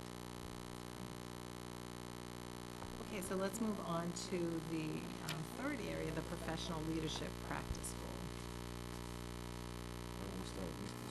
I was gonna say that. So, to repeat myself, this one appears to have been achieved by virtue, in large measure, by virtue of the leadership walks that you described. So given that it has been achieved, the question is, do we reevaluate and where do you take it from here, at least from my point of view? And My only question, because I'm a big fan of the leadership walks, as you know, but my only question is, have you changed them somewhat from what they used to be to kind of meet different goals? Gotten better. Yes. Oh, I'm sure they've gotten better, Superintendent Gormley. Well, yes, they refined the research that the principals give out, expanding them to have the whole leadership team in them, targeting, each principal targeting what They want observed. They have been refined and they have been improved. And there's always room to refine them. And again, the success of the learning walks is they're being replicated at the local level, at the school levels, in different forms. Well, I think that's great, and some of the documentation you created, you gave us before that tells exactly how these learning walks, what happens, and how each school has kind of their own breakdown of questions that people ask. That was really helpful for me, because I knew about them, but not as many specifics. So I want to thank you for that part of it, and, I think they're great. The analogy is like opening, over the holidays, it's like opening your house to everybody. So the principals take a lot of pride in opening their schools. Did the students have any learning walks come into their classrooms? We haven't had, from what I remember, any, of the learning walks that you've been talking about, with you and Mr. Phelan and Mr. Pavlicek, but Mr. Mack, as I'm sure you know, is, I think he's been in every single one of my classes more than once this year. And, he's very on top of it. And he's, you can tell he loves my AP US History class. And it's always good when he comes in, because it definitely, kind of helps our discussion. And he definitely loves walking around and kind of checking up on things. That's what it should be. Thank you. And so we're going to have to tell the principal the next time we go to the high school, now we'll have to find the 4 students and match to everybody. Just something that I also found interesting when Mr. Mack does come into the classrooms is that he doesn't just stand there or sit in the back. He actually gets engaged. I have Latin first period, so that's already a hard class to probably, get involved if you don't know anything. But he always will quiz us to see what we know, and I mean I like it. But he's the only one I think that I've seen come into my classrooms at least. So. Mr. Clifford? Mr. Matt comes into my math class a lot, and Evie and Matt said, he engages a lot with us, and he tries to understand what we're learning, and he has us try to explain it to him to kind of get a I'm the feel. teacher? Yeah. For getting a feel of how well we know it, so yeah, it's really great. That's my question. Also, one more thing that I noticed about Mr. Mack is that I'll tell him. he comes in a lot, so we have good things to say about him. That's good. He comes in a lot, and then as they said, he does get active, and he also tries to make cheesy jokes, which is actually kind of funny sometimes. And he comes into my modern world poetry's class a lot, and he gets very active with that, and he makes it class fun a lot sometimes. He'll get an A+ in his evaluation for being in those classrooms. Mr. Rensselaer. April 29th is a high school learning walk, so we'll have to watch out. He's gonna be on it. So, Mr. Walker, would you like to go next? Sure. As I said earlier, I think that it sounds like these have been very helpful in creating more of a culture of development. That's a good thing. I think the evolution would be answering the question, how do we, if we've accomplished the higher quality teaching and learning that these walks are designed to encourage and engender. Ms. Bagley-Jones? I was going to say on this one, the action steps, the key action steps seem to me to be very helpful. They're concrete and yet, right, it's not this page, but it's on this area. They seem to be concrete and yet also analytical in there, and that to me was a good blend of what I was looking for. And we talked earlier about you have a schedule in the big binder of the number of when the walks are, which I think is great, and then you went or were going to a professional development workshop you listed that talked about how to conduct one of those, and you say, and that's interesting to see, you have it in here, about principals will determine how they want to share the feedback to the school staff. So I think all that will be really helpful for us, not obviously by name or by school even, but just in general, what that information looks like with teachers and principals. An example of it, it doesn't have to be identifying, because again, we're still just, I'd like to see what they're actually seeing. I think that would be helpful. But I like your key action steps here. Thank you. Mrs. Kelly? So I think I already spoke to how much I appreciate this, but I do want to mention that, Mr. Mack comes into your class. no, I have not seen Mr. Mack in my class. I'm sorry. I really feel bad for the young girl who has to teach Mr. Mack math, because I know that would be a struggle for him. I know he's a social studies guy, but I'm sorry, Mrs. Kelly. That's okay. But as we move into the teacher evaluation process, that this is a great foundation, but, you know, what do we need to do to tweak the process so that their, you know, an evaluator's time can be as useful as possible? And I think, to some extent, the evaluation is even more intense in terms of what they need to monitor. So how can we translate that to make it a very efficient but productive process? But with the goal of everyone sort of trying to see the same things, which I think is the way to improve the whole district. So I just want to add that I can't say enough about learning walks, about the power of them and the impact that they have on teaching and learning. And because it is a process, it evolves, and every focus is different. It's what the school needs, it's what's identified.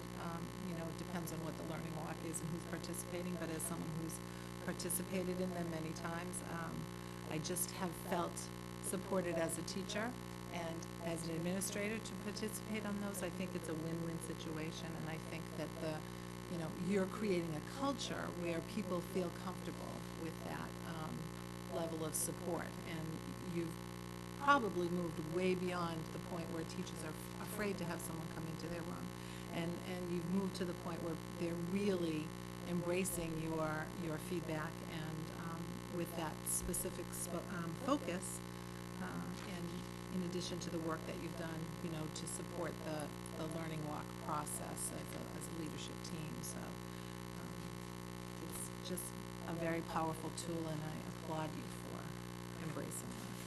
I miss those 4 classrooms down there. I So know, we've got work to do. seriously. Yeah. People to see. We're disappointed, though. So overall, Ms. Gormley, I think that it's clear that you've taken on challenges that are important to all of us around this table, that we appreciate your work, your leadership, that, as Mr. Walker said, I don't know who else could do it better. You are, in my opinion, the right person for the job, and you do it exceptionally well. I appreciate the feedback, perhaps not within the week, but taking short snippets at future meetings and following up on, coming up with a new document with new objectives. Any final comments? Thank you. Thank you. So that concludes me, and we will now move over to the Finance Subcommittee report for our FY15 budget discussion presentation. So I think the first thing we're going to talk about is the advancement budget, as we've done in last year. To talk about the specifics of what the administration is requesting, and to get your feedback, and with the hope of us being able to vote with a bottom line number for the advancement piece of this budget tonight. And then we will go over the, I don't know, did everyone get this in their packet? This will be a first look at our typical 14 categories and total dollar requests for the FY15 budget, and we will go over sort of what the pressure points are on the budget. But I'll turn it over to the administration. I think that's it. Thank you, Mrs. Kelly. To put this in context for the public or those new to watching school committee, 2 years ago, the school committee finance subcommittee charged the administration with what do you need, what are the initiatives based on the data that would move the Milton Public Schools ahead? What would drive student achievement, drive teacher instruction, and move the Milton Public Schools ahead? So, as I've said before at this table, we met with the leadership team, all of the department heads and the principals, a group of 25 or 30 in this very room, and we brainstormed initiatives. And last year, we came up with 3 initiatives.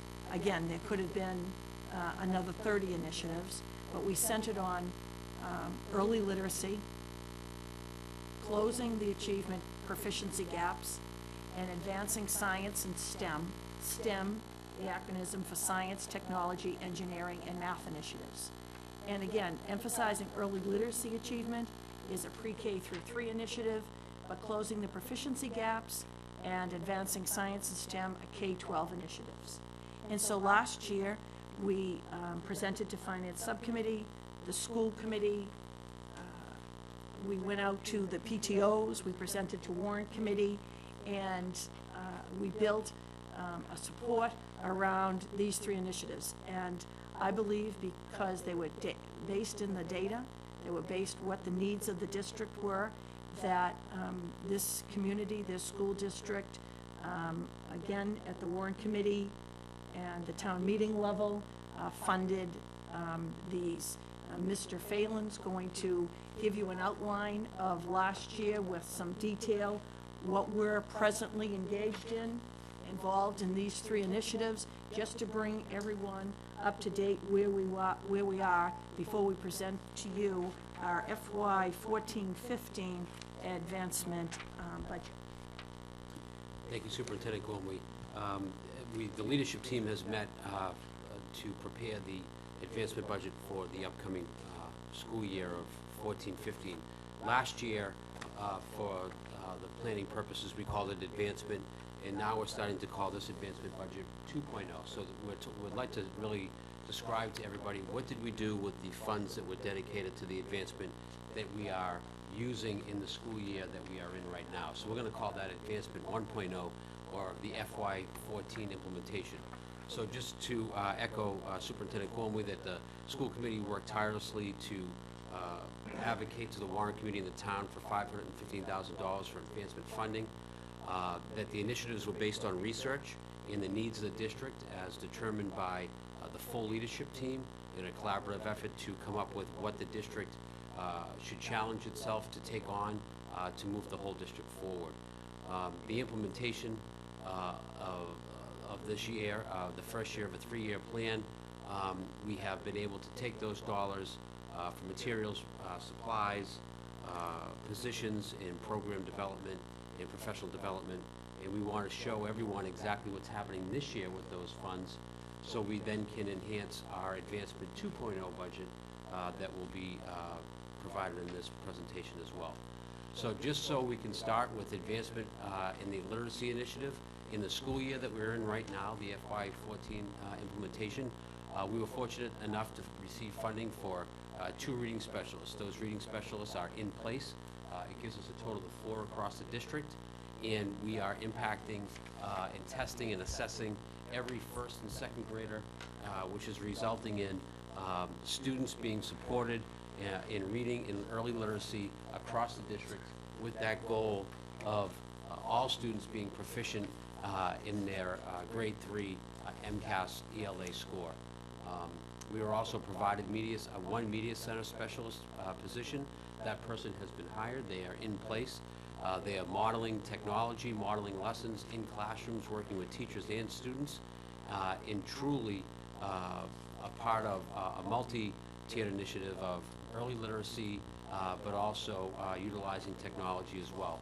And what you'll find in some of the implementation pieces of each one of these initiatives, literacy, proficiency gap, and STEM, there is a lot of overlap in some of the things that we're doing. Some of these strategies and some of these resources are achieving multi-initiative goals. We have formative assessments in every first and second grade that our reading specialists are working with students on and teachers on. Where are our students in their reading level in first and second grade using Fontes Pinnell assessment? We have that internal data, And that data tells us where the reading specialists go. We want to make sure that we're deploying our resources well, and that's based on the immediate data that we received when we tested every single child in first and second grade for their reading level. We will do those levels again in February, and we'll get that data mark for the beginning of the school year, in the middle of the school year, and then we will continue that portfolio of reading scores for each of our students at the elementary level. For grades 3 through 7, we also do a reading assessment. It's not Fontes and Pinnell, it's the SRI. But what we hope to do as a literacy community is measure our students' capacity to, in the area of literacy, all the way through 7th grade. And we want to have a portfolio of reading scores and data on each student that we base their schedule on, that we base our services on, and we target our instruction through. Reading curriculum materials were purchased. We were allotted a sum of money in the advancement budget. Those materials around Readers and Writers Workshop were purchased, so every first and second grade teacher has those materials in their class at the beginning of the year. They order over the summer, and they hit the ground running in September. And the professional development around that work of Readers Workshop and Writers Workshop was provided by contracted service folks and our administrative team. The other piece of PD that went on with our assessment work was that teachers were and have been and will continue to be trained in how to analyze the reading data, to then talk about what that means to further the instruction of their classroom of students and the individuals who are in their classrooms. And that's ongoing professional development. We want all of our teachers to be, mini reading specialists in their classroom, so they learn those skills, that this will happen in every classroom across the district. Everything on this sheet happens in every single first and second grade across all 4 of our levels. So the literacy initiative that we have implemented from Advancement 1.0 has been a substantial influx of support to teachers and to students, and we think in a few years to come, when they hit their 3rd grade MCAS assessment, that we will see that goal that the superintendent has put forth for us, that all students will reach proficient at that time. Closing the proficiency gap for the 1.0 initiative that's in place for this year. Superintendent Gormley and I are addressing targeted extended day opportunities in every school. We have student achievement meetings that are new this year that Superintendent Gormley and I meet with every principal and their curriculum team, and we ask the hard questions. We ask them to produce the data of every single child, not groups of children, not classes of children, not grades of children, but every individual child's data is put in front of us. And then we ask principals to show exactly what supports are in place. And then the last question is, and what else do you need? The funding that was provided in the Proficiency Gap Initiative was a chunk of funding that was available for principals to make proposals for us to fund after school, before school, Saturday, boot camps over February vacation, Pierce Academy. There's a lot of different ideas that each school has been able to do, and this is a differentiated model because each school has a different look of what student success means for certain students who aren't meeting with success. So that flexibility and differentiated approach, I think, is very exciting for the principals to take part in, and it's been a great success. The conversations are rich, the conversations are targeted, and they are getting down to the student level in every single building. The materials that we are purchasing for that will be done when the models get put in place. So right now we have Tucker up and running. We have the Glover getting ready for a vacation camp that will be coming up. We have before the Pierce camp that will be, the Pierce Academy that will be taking place after school for targeted students. All of those programs will be provided with materials that they can use in those programs that are targeted extended day opportunities for students who are not meeting with success. Again, money well spent. The last and the third initiative is the Science and STEM initiative. In the budget, in the advancement budget, you afforded us a 1.0 science coordinator at the elementary school, and we mentioned her name 6 or 7 times, almost as much as Mr. Mack tonight. Bernadette Moonen hit the ground running. She not only supported the first grade in their second year of providing STEM opportunities to every first grade English program class, but we also trained and provided support to every second grade. So to the point we made at the table earlier, that is doubling the amount of work that she needs to do in classrooms, modeling lessons for teachers. Bernadette is doing a great job of using iPads to video her lessons in one class, and she's flipping the classroom and she's providing those YouTube clips to teachers so they can see the lesson already conducted by her, modeled for all the other teachers, and then she can visit them later in the process and enhance their delivery and their understanding of the professional development in the delivery of the lesson. It's a great model. She does a great job. We did purchase with the funds provided the We Do Robotics materials for grade 2, which was the design in the plan. And we did purchase hands-on materials, which is a substantial purchase for our middle school. One of the real key pieces of our review last year was why were our 8th grade students not performing as well as we feel they should in the science and STEM MCAS, and the feedback from the teachers were the materials were not sufficient. So this advancement budget, which I think is one of the most generous things that the school committee has done in years, has provided that support in text materials and supplies for the teachers, so now they have what they need. We believe if our students do well in ELA and they do well in math, then they certainly can do well in science, and we think this material and the curriculum alignment of these materials will go a long way in seeing that success improve dramatically. This comes with professional development. You don't just give materials and supplies to teachers and expect them to do it on their own. Some of that PD was provided by the publisher of the materials that we purchased, and was also provided by our administrative staff at the middle school. So when we were asking the warrant committee and the community and the school committee to decide whether or not they should fund an advancement 2.0, we really wanted to clarify and be explicit and transparent with what we are doing and how well we are utilizing the funds that we received from the advancement budget 1.0.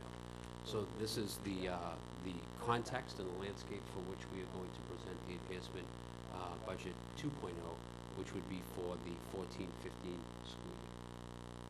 Does anybody have any questions about the beginning of the? Okay. I believe Superintendent Gormley and Dr. Pavlicek and I are going to split this part, so I have early literacy, which between that and science has a lot of passion behind it in the Milton Public Schools. We go back to the original goal in research that the superintendent put together last year for the Advancement 1.0. We are using the research of Turning the Page that focuses on 5 areas: program design, assessment, professional development, curriculum, and partnerships with families as we look at this achievement of literacy in the Milton Public Schools. This is from the original data that we provided with some updated quotes and research around why early literacy is so important to our students, and why getting all of our students with a sound literacy base before grade 3 is critical in their further education and up through the grades and through grade 12. The emphasizing early literacy, the identified need. We have 29% of our students who scored below the proficient in grade 3 in the spring 2012 MCAS. 28% scored below that mark in the 2013, which was our most recent exam. And the cumulative proficiency value continues to drop for identified low achievement groups. So this is kind of like our foundation number that we're working from, because again, in 2012 and 2013, those students didn't have the benefit of all the stuff that I just described. So now that we have 4 reading specialists, now that we have assessments that are being conducted, and now that we have targeted professional development and teachers breaking down that data and using that data, now that we have materials in Reader's Workshop and Writer's Workshop, all those initiatives that were described that are happening right now, we feel will positively and dramatically influence the student achievement of all of our first and second graders as they get measured in 3rd grade. So when you think about it, the first and second graders right now, we're about 2 years away from seeing the real outcome of the money that is being spent this year and next year. So we ask for the community's patience while we implement these strategies and while we continue to get those outcomes a little later in time. The emphasis on early achievement, the things that we are asking for is an additional certified literacy specialist and also coach to provide support to grade 3. Remember now, we focused on 1st and 2nd grade, and Superintendent Gormley left explicit directions to the literacy coordinators that it's only 1st and 2nd grade this year. We are in review of what we are doing each day, we're realizing that the 3rd grade would need that support as well. So we are expanding that to 3rd grade, and we're using targeted instruction also out of this position to support our preschool rollout that we would like to introduce as part of our early literacy program as well. We would also like to hire a parent outreach liaison that would work with families and students to ensure that there's good communication between schools and home, especially around student achievement, around literacy, around literature-rich environments in the home, and also in regards to being connected to school. We feel if every child is connected to school in a meaningful way, then the school folks can do their job, and the students will be well supported in school and at home. So those two positions we feel are key to connecting our students to school. These two positions absolutely are part of what will be successful in the proficiency gap work that we're doing, and possibly in the STEM and science achievement work that we're doing as well. For resources and assessment, we're looking for professional development funds to continue the work with teachers around assessment and data analysis and instructional planning, and also curriculum purchases that we need to make to ensure that moving this literacy program forward into grade 3 and up through the elementary level is supported. Partnership with families and the liaison will be part of that program design that we provide as well. The metrics to measure the progress and success, obviously the K-3 formative assessments that we have in place this year. Again, they're very, very specific, and we have that data by child in every single class across every single class in the Milton Public Schools. So we literally have charts by teacher name in every school with every child in a reading level next to them. That is supported by the Fontes-Pinnell benchmark assessments that we use in K in 1 and 2, the SRI work that we're doing, the assessment that we're doing in grades 3 through 7. Obviously, the other metrics that we will use to measure this will be the grade 3 MCAS results in 2014, and obviously in 2015 and 16 as these students matriculate through 3rd grade. The anticipated outcomes that the superintendent has set will be the 3rd graders will meet the DESE Spring 2014 MCAS Cumulative Proficiency Index, or the CPI target of 92.9. Thank you, Mr. Phelan. And I would also bring the school committee and the public's attention, this is a freestanding presentation that will be on the web tomorrow, that we have a parent that came in front of the school committee, Carolyn Lyons, who's with Strategies for Children, a statewide organization. Milton is going to become a part of that group, advocating for early literacy. Carolyn Lyons has provided us with data with Milton's scores and national research that I've added to the end of this presentation. The second initiative I want to bring you into, and also one other note on that closing, emphasizing early literacy, that many of the positions, Mr. Phelan detailed, the reading specialist and the outreach person, that's not just specific to early literacy, that will cross over into closing the achievement gap. The second initiative, closing the proficiency gaps, first the identify, well, we can go back to the research. Again, the research, and this is very interesting, experience tells us there are consistent contributing factors that combine to produce underperformance. And so if you look at the personnel that we're requesting, the text materials and supplies we're requesting, the specialties that we're requesting to advance and to close the proficiency gap. Lagging early literacy is a huge issue. Not enough time in school. I'm going to delineate options for you now that we're presenting in this advancement budget. A lack of effective analysis of data would go back to our data specialists, and differences in educator effectiveness. Again, that would be targeted by the professional development funds. So the research that backs these initiatives, going to the identified need. This is really, in the last 2 meetings, perhaps the 5th time that you have seen this, again, in my mid-cycle review and outlined in a different format here. The spring 2012, the areas that we did not make our target, and now in spring 2013, the areas that we did not make our target. And in the appendix, I've given you the backup with the historical background and with the subgroups for you to understand why we've identified as closing the proficiency gaps as one of the advancement initiatives.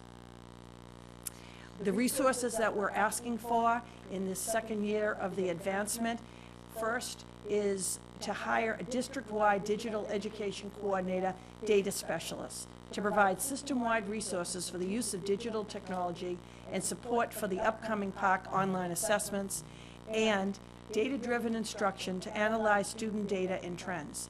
So in the Milton Public Schools now, everybody owns a part of this data analysis, but again, we know in high-achieving districts that you need one person to be able to really centralize the data, to be able to ask those questions, to be able to analyze the data and get back to the administrative team, so that right now, when we want to analyze the data for one of your presentations, we have to stop work with one of the coordinators' central office staff.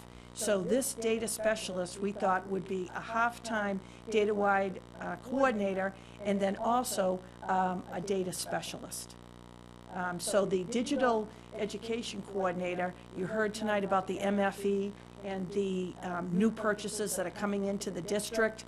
And again, Mr. Phelan has taken the lead and will continue to take the lead on working collaboratively with the district, providing the leadership, the purchases, the long-term vision, but to have a district-wide digital education coordinator that can be out there in every one of the schools, managing the equipment, making sure that it's being maximized, right down to Mr. Phelan, or somebody referred to an app tonight.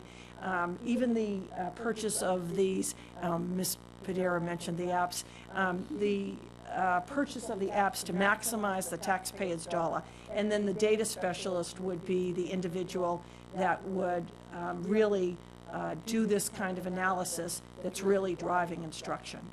That would be a $75,000 position. The next position, $25,000 for the calculus project. This is a very, very exciting initiative.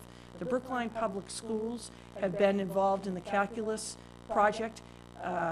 We have been approached, along with the Newton Public Schools and some school systems in New York, to join in under the National Science Foundation. A grant has been put in, and we sent our resident mathematician, Dr. Pavlicek, to this meeting. He knows the research. I don't want to put words in your mouth, Dr. Pavlicek. He knows the research. He knows the success of the project. You identify 7th graders, and it's everything that I believe in, identifying these students and pre-teaching them the math and the science during the summer. Pre-teaching them the math during the summer, and then giving them support during the year.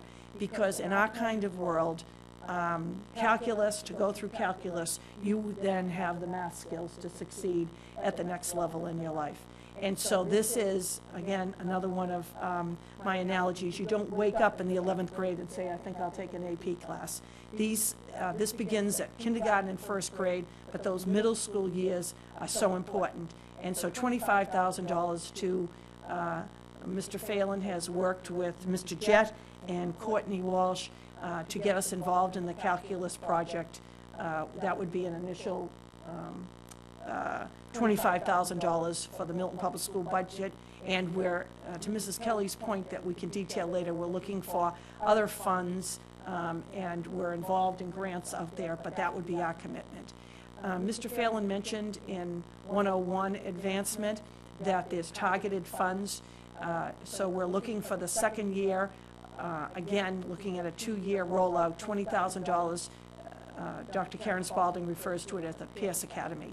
This is targeted after-school instruction for students identified as at risk, either by their classroom performance, the internal assessments, or their MCAS scores.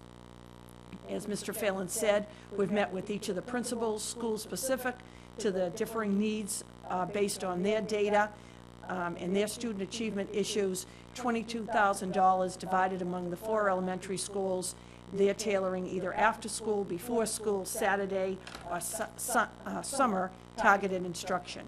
And again, this is children that are identified, students that are identified by their classroom performance, internal assessments, and/or their MCAS scores. The second area, that assessments for student outcomes, we're asking for $60,000, the technology to implement PARC assessment. we're going to do a presentation for you. We're all familiar with MCAS. In 2 years, MCAS is going to be replaced with the park assessment, and we're going to, it will be an exciting presentation for you. We're piloting in each of our schools, in 2 or 3 classrooms, the park assessment across the state, but in each one of Milton's elementary schools, we'll pilot this coming spring. When these assessments roll out in the public schools, they'll all be done online. Each of our schools will do a rollout of 2 or 3 classes under DESI's overview this spring. Interestingly, the Collycott School is the school that will be taking the paper and pencil test. And so we described to Finance Subcommittee that this is really, you have to take a 2 or 3 year view, that it takes your breath away when Mr. Phelan says you have to have 300 devices to administer that test to 1 grade level, because every student has to have a device to take the test. So we're looking between MFE, the capital, Milton Public School budget, that we're in a place 2 years from now.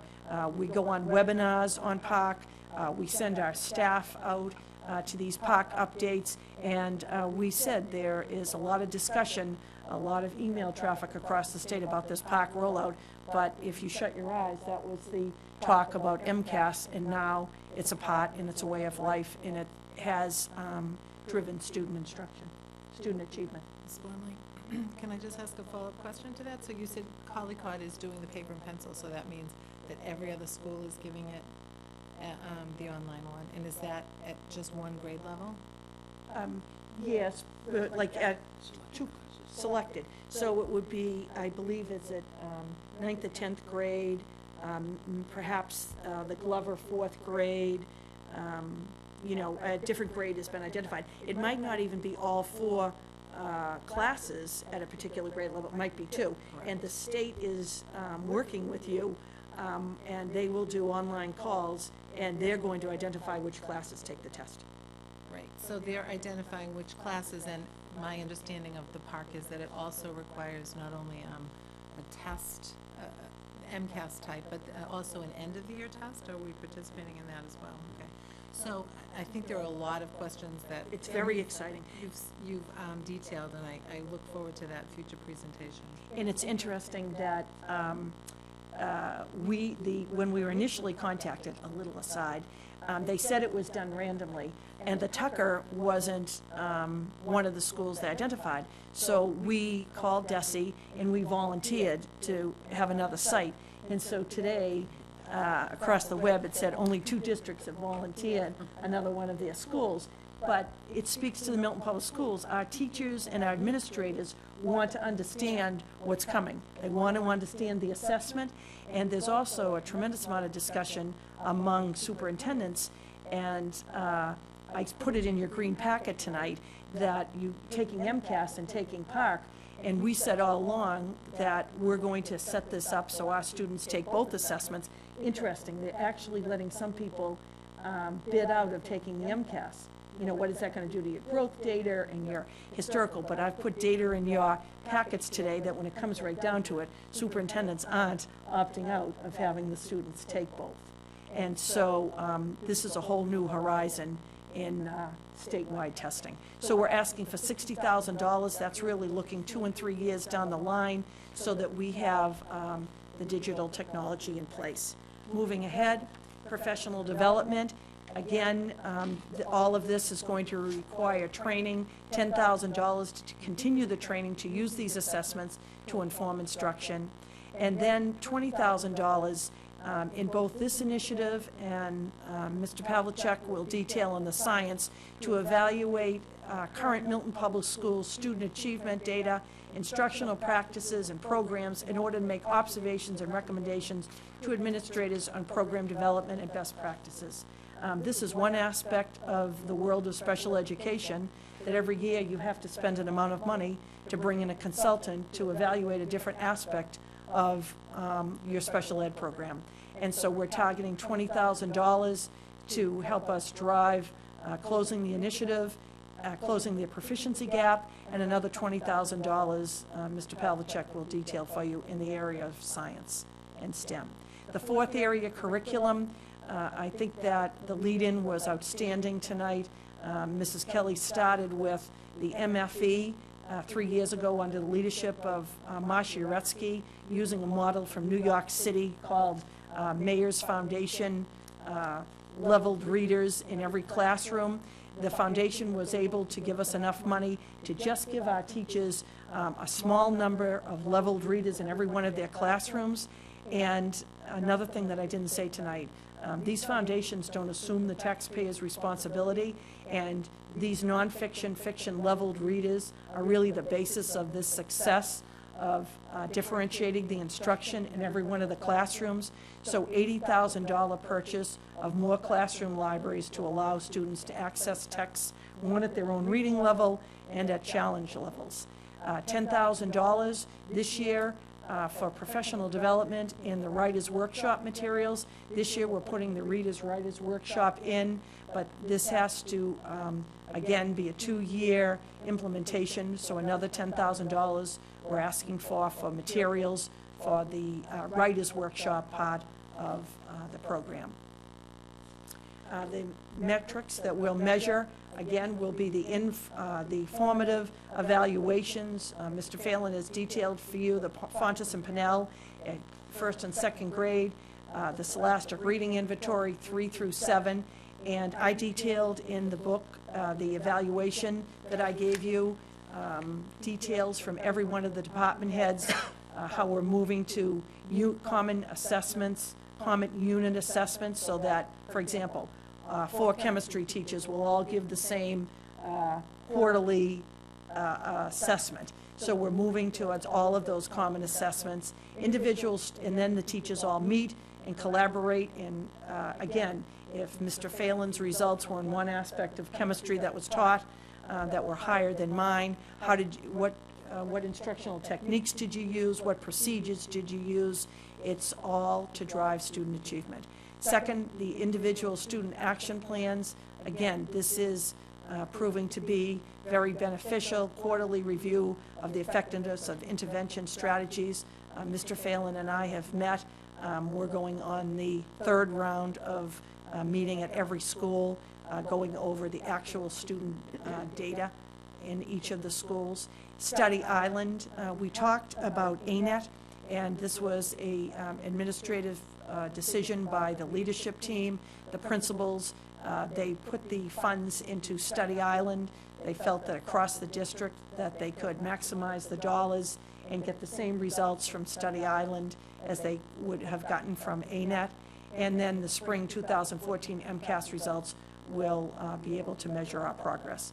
Our outcomes that we're looking for is that all of our underperforming subgroups will achieve their targets, and that all of our student growth will be 50% or higher. And Mr. Pavlicek is going to detail the Science STEM initiative for you. All right, so again, starting with the research, we're looking at the Bayer Facts of Science Education Survey, which studies, as you see, 15 years of STEM research. No surprise, science literacy is critical for all Americans, and improving science education for all students, especially girls and underrepresented minorities, should be a priority. It should begin at the earliest possible elementary level, going back to the fact that you don't decide to be a scientist in high school, since that's where STEM begins. And for those who come on, be professionals, again, science, interest in science becomes early, before 11.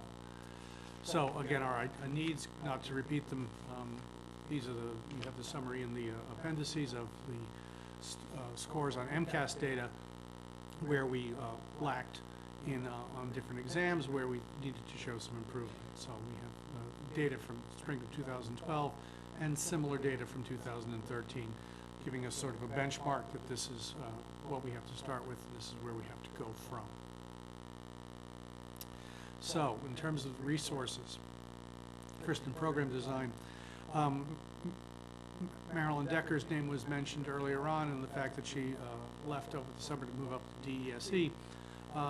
We filled her position with 2 part-time positions, a .4 position at the middle school and a .5 position at the high school. Neither of them have teaching responsibilities. They're administrative positions. Chris Giapettas at the middle school, and Ed Mulvey, who was a former science head and former principal, came out of retirement to be our science department head at the high school. We're looking at increasing those positions moderately. We'd like to move the middle school position from a 0.4 to a 0.6 to get a little more, have a little more time spent with the teachers as they roll out many of these projects.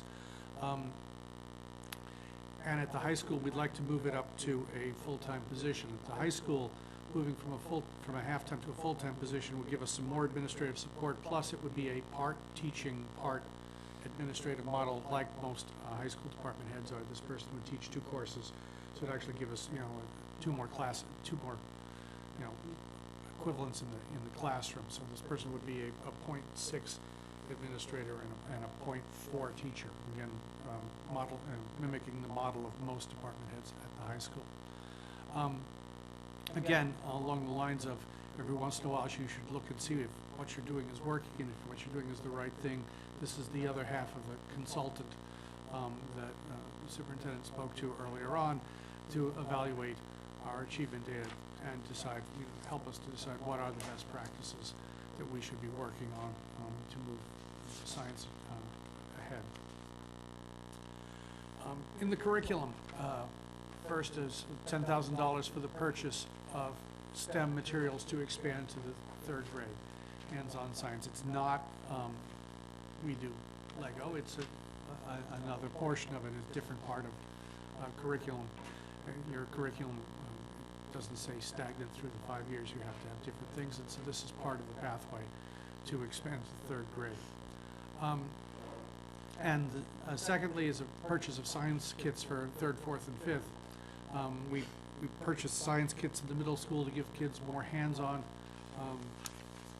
access to science. We want to move that down into the elementary school, not just as the STEM initiative in the innovation pathway, but for all students in the 3rd, 4th, and 5th grade. Third, we're looking at some robotics materials. This is a combination of 2 things. It's a combination of materials and some stipends for faculty. Part of it is to, we want to open up robotics as not only extended day enrichment club, and therefore we need some stipends for teachers and advisors, but also to pilot robotics electives both at Pierce and at the high school. So kids can get involved with it on more than a club level, and actually have courses and get into the competitions more actively and just examine it from an academic perspective as well as just a competition perspective. And the last part is this $54,000 for high school science materials. One of the things that Ed Mulvey has taken on as a challenge here is the biotech lab that we have downstairs.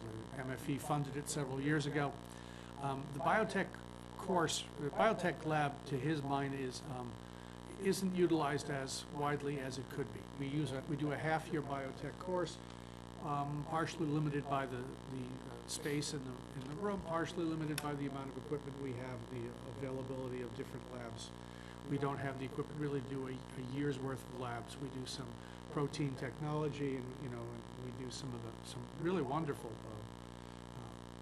labs in there. I suppose after tonight we should be trying to clone Mr. Mack because apparently he's the star. So maybe that'll be the second half of the year project. But we really want to update some of the infrastructure in there, get some more equipment that works faster so that we can have more students working and fewer waiting around to use equipment. If you have fewer students on a piece of equipment, you can get more done. And it's just to get to bring it up to some of the industry standards. They'd like to move into some immunology work, which we don't have the equipment to do. We have the equipment to do some protein work, but we really don't have the equipment to really expand that to what would be a full year course in biotech. So the hope here is to try to build it up to the point where we can really offer biotech as a full year course, and we make real use of that lab to a greater extent. And again, professional development. some targeted professional development to help with all the kids and from the elementary, middle, and high school. The partnerships with families we've talked about before. I mean, that person is that liaison with the families, and that's cuts across all of our initiatives here. And again, the measures and the metrics, we're looking at the grade level assessments in the elementary schools. We're looking at science MCAS scores, and the anticipated outcomes are outlined here, that we're looking at particular benchmarks of the grade 5, 8, and 10 CPIs on the science MCAS. We're back to the superintendent to wrap up.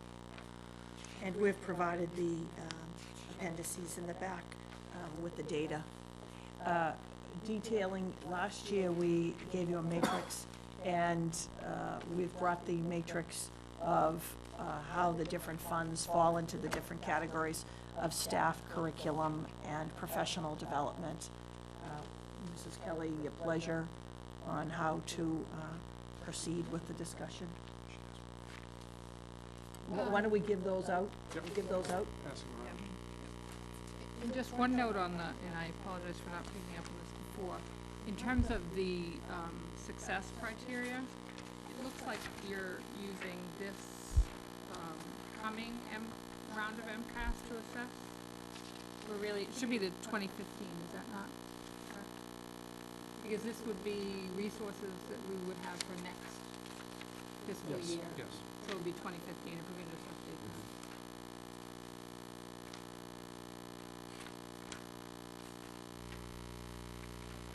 So we the Finance Subcommittee has reviewed this in a limited manner. We, at this time, don't have a recommended vote, so we thought that we would just open it up for discussions in terms of any concerns, whether these are the right things, and then basically come to a decision, hopefully, by tonight and vote on it. So, Mrs. Padilla? I just have some questions about the parent outreach liaison. Is that something that other schools are doing? And can you be a little more specific on what their duties would be and what their qualifications would be? Yes. It's just something new. When you read this research, and it's interesting. Today we had a group of individuals in that are experts in full-day kindergarten and preschool. And I think of school committee members that have sat at this table talking about the importance of the partnership with the family. And so this parent outreach person would be an individual that would actually go into the homes. And so we're looking at, you saw that the reading specialist would work part-time in a preschool model. We're going to present a plan that we'd like to create. We have our special ed preschool, and we have our high school preschool that everyone understands. But we'd like to roll out a preschool that we identify students, preschool students in Milton who aren't going to preschools. And we actually reach out to those children and create a class. Next year, we'd like to use the reading specialist and some of the funds. And we really need outreach specialists to go out to, as Mrs. Kelly said, in Finance Subcommittee, work with all of the early childhood people in town. But those children are in school. We need to network, actually have somebody who works flex hours, who is able to go in nights into homes and talk to parents and guardians and really involve those children in a preschool setting. They're just not going to sign up for the preschool. We're going to have to do some recruiting. Also, these parent liaisons really work across the district. Our teachers and administrators are very skilled and they communicate with families, but there are families that it would help to be able to send somebody into the home, make that, if the family's not going to come into the school, we go into the home. And sometimes it's the personal relationship.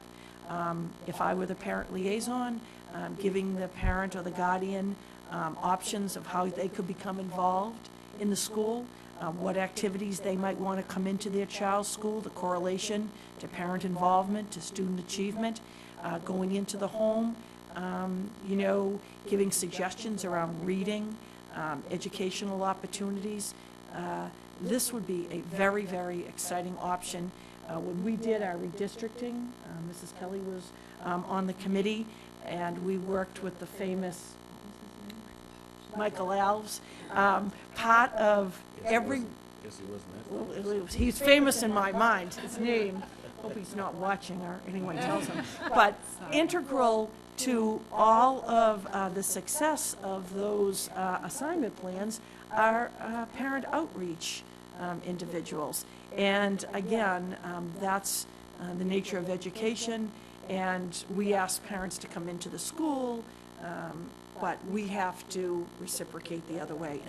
And everyone laughed at me yesterday, but years ago, just a few short years ago, there was a parent outreach person in the Milton Public Schools, and the return on her success was phenomenal, K-12. I was an elementary teacher and principal, and we, working through our principal, would say we have identified a child, we need somebody to go into that home, whether it's to bring nursing services or work with that parent to talk about what that child's going to do in the summer, and that person, 100-fold, the benefits were there. So this really would be a first after quite a few years in the Milton Public Schools. How many short years ago was that? Mrs. Kelly. 25, we determined. Can I ask a quick question about that? But to follow up on Becky's question, is that more of a literacy-oriented person, or is that more of a resource and referral and clinical person? Everything. Sounds A like first would have to do everything. Wow. In terms of just thinking about qualifications, I'd be curious to see the job description come up with Right. it. Well, Miss Bagley Jones knows about this work, and she knows how, Margaret Gibbons, our head nurse, was at Finance Subcommittee, and she said, oh, it should be, to Miss Bagley Jones's point, a nurse, and somebody with that kind of background, where I'm thinking it has to be somebody who's going to go in and help us begin this preschool, and someone who's going to work across the district, So a nurse, an educator, and a social worker, right? all in one. Yes. No problem. So would there be flexible, just to follow up on that too, would there be flexibility if, in fact, it is too broad of a job description to hire 2 part-time people to fill that? I mean, are you wedded to one full-time, or, I mean, I know Nope. you're just beginning No, this we would discussion. accept 2 half-time people with 2 different specialties. Because that was exactly where my mind was going. Miss Bagley Jones, do you think that would work? We can talk. No, it would be great to have something like that. Any other questions? Mrs. Kelly? So I have concern, well, let me back up. I think all of the things on this list will advance the advancement process that we've started. I do have concerns with the total dollar request. And if possible, would like to prioritize and be able to sort of whittle it down to something more in line with what we requested last year, because I think that makes sense. And so, one of the things we had talked about at Finance Subcommittee was, can we prioritize these in terms of, are there things that, in the grand scheme of things, the administration would much prefer? Granted, we want everything, but is there a way to be able to discern, is there something that we can put off? And the first thing that comes to mind is the park assessment. I think there's, well, I'm not sure about the professional development component of it, but there's certainly the technology. And I think, Ms. Gormley, you had said that we won't have to implement it for 2 years now, so that in terms of next year, yes, it would be nice to have, but is it something that we could take off the list and get the total dollar amount down a wee bit? So I guess that's sort of the context that I wanted to discuss some of this, along with the specifics and how, you know, each of these address each of the initiatives. But those are the kind of things that I'd like to hear the rest of the committee's opinion on. Would it help if we put the grid up? If Mr. Pavlicek put the grid, would you put the matrix up? And then, Before we go to that, I feel like I personally have more questions to ask about this presentation before we move on to the prioritization, if that's okay with you. I didn't know if anyone else, you raised your hand, so I thought that you had Yeah, I just wanted to questions. put that on the table as part of our discussion. Right, and I also want clarity, because I believe I just heard you say that you want to take a vote on this tonight, and it's not listed as a vote on the agenda, so we probably would have to wait till the next committee meeting to take a vote on it, correct? Outside of us deciding that we're going to vote on it, which we're able to do. I guess it's up to the committee. I guess I'd defer to the will of the committee as to whether they want to take a vote on it tonight or not. But recognizing that essentially we have scheduled one more meeting to do the entire, it basically will be voting on the entire budget. And if the committee feels comfortable doing that, then, you know, that's what we'll do. So we'll hold that comment for 1 second and just go back. Were there any other questions that people had about the presentation? Mr. Walker? I just had, going back to the park,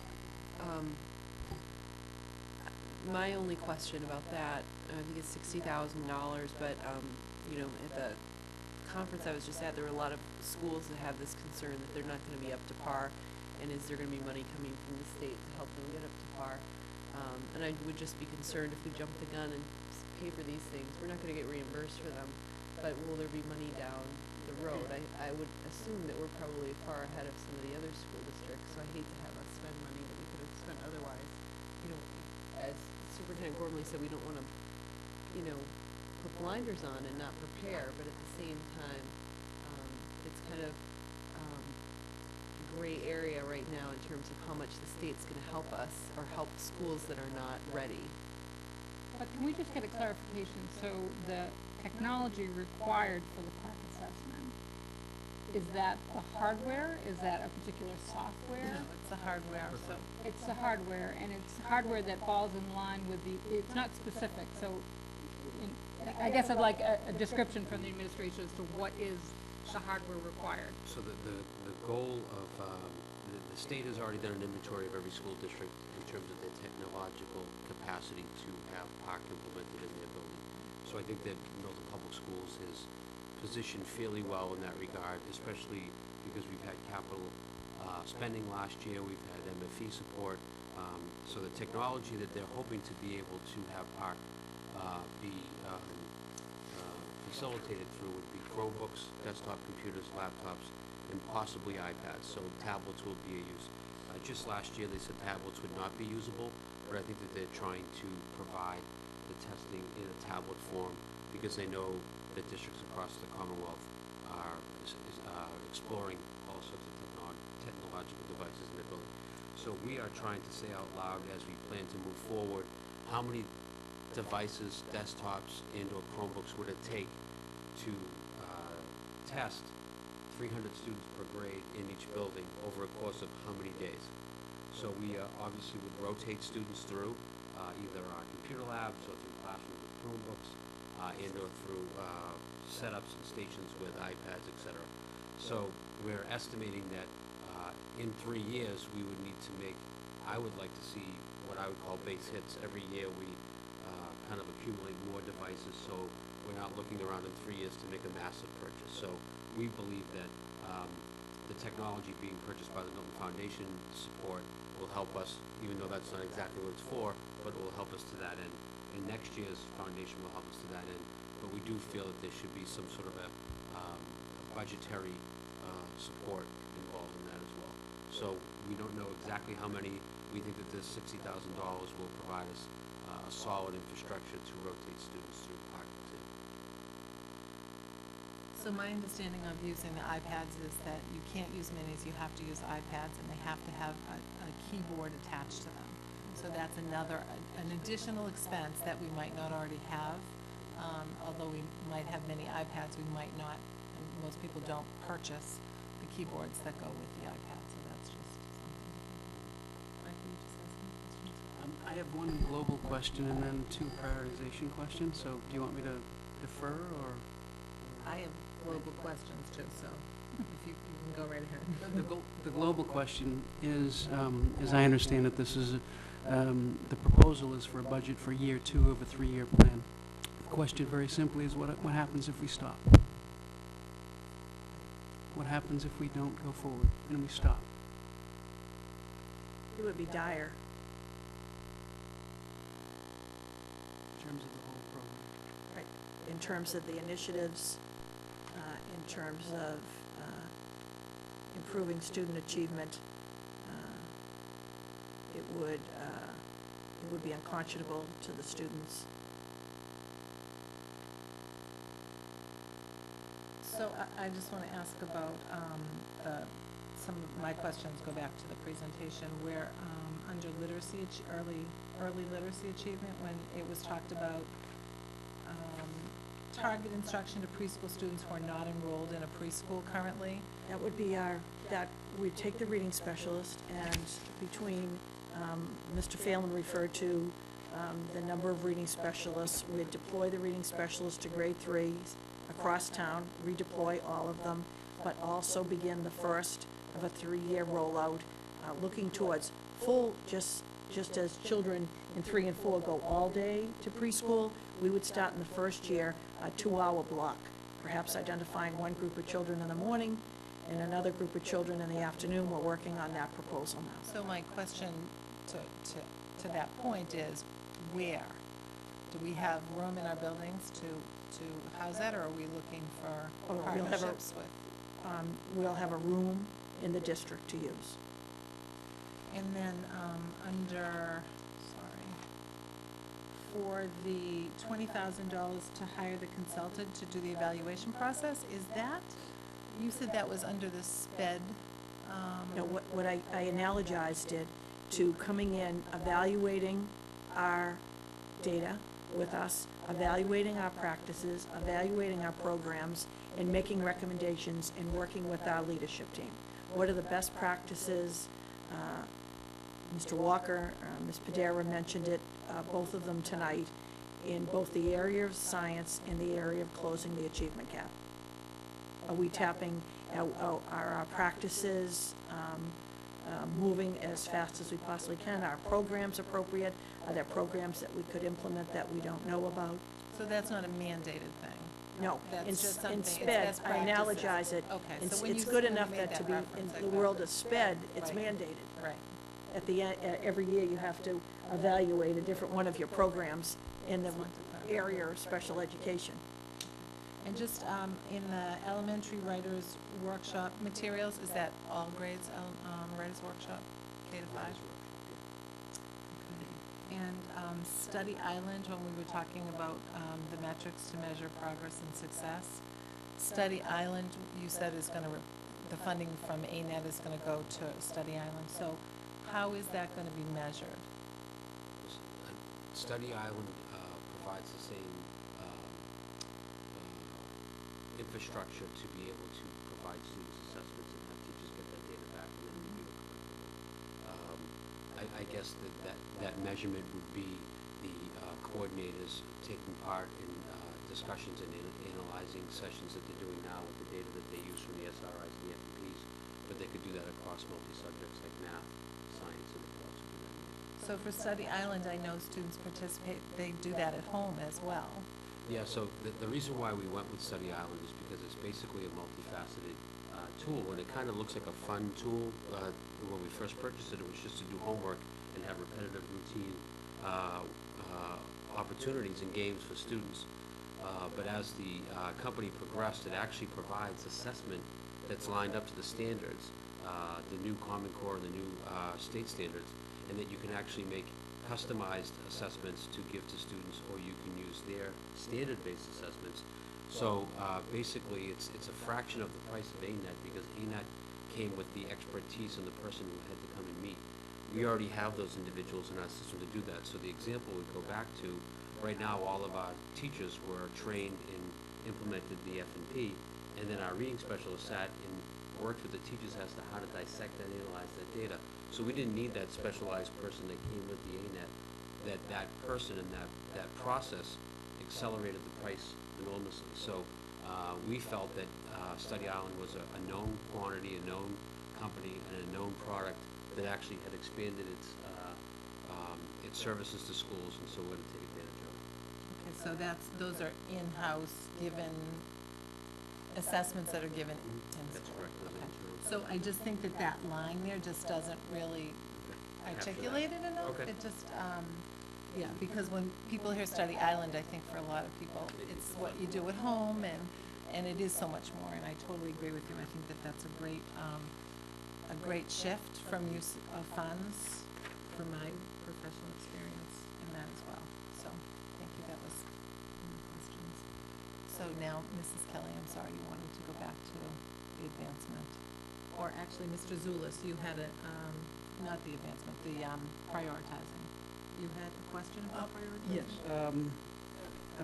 In terms of priorities, are these in order of priority?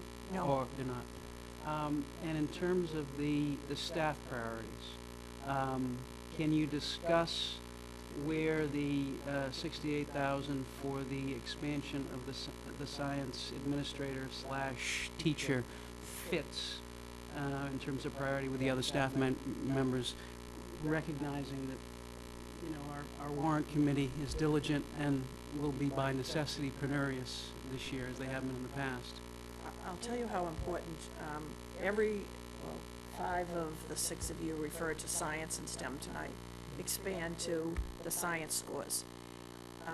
You need curriculum experts to drive these areas, and until last year, we had someone in the curriculum leader in the elementary, a curriculum leader at the middle in English, and a curriculum leader at the high school in English.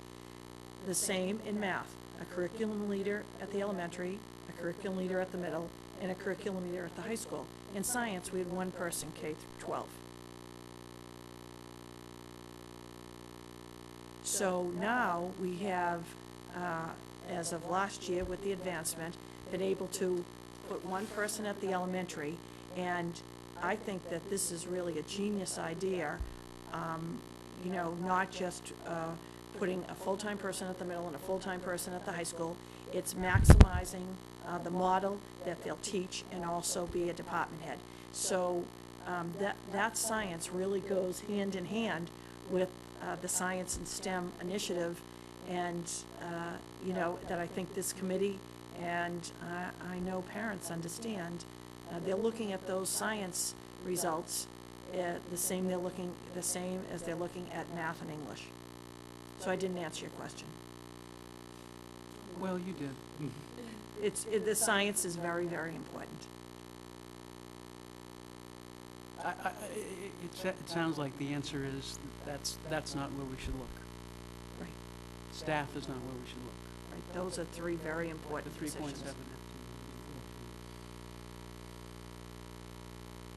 Mr. Walker?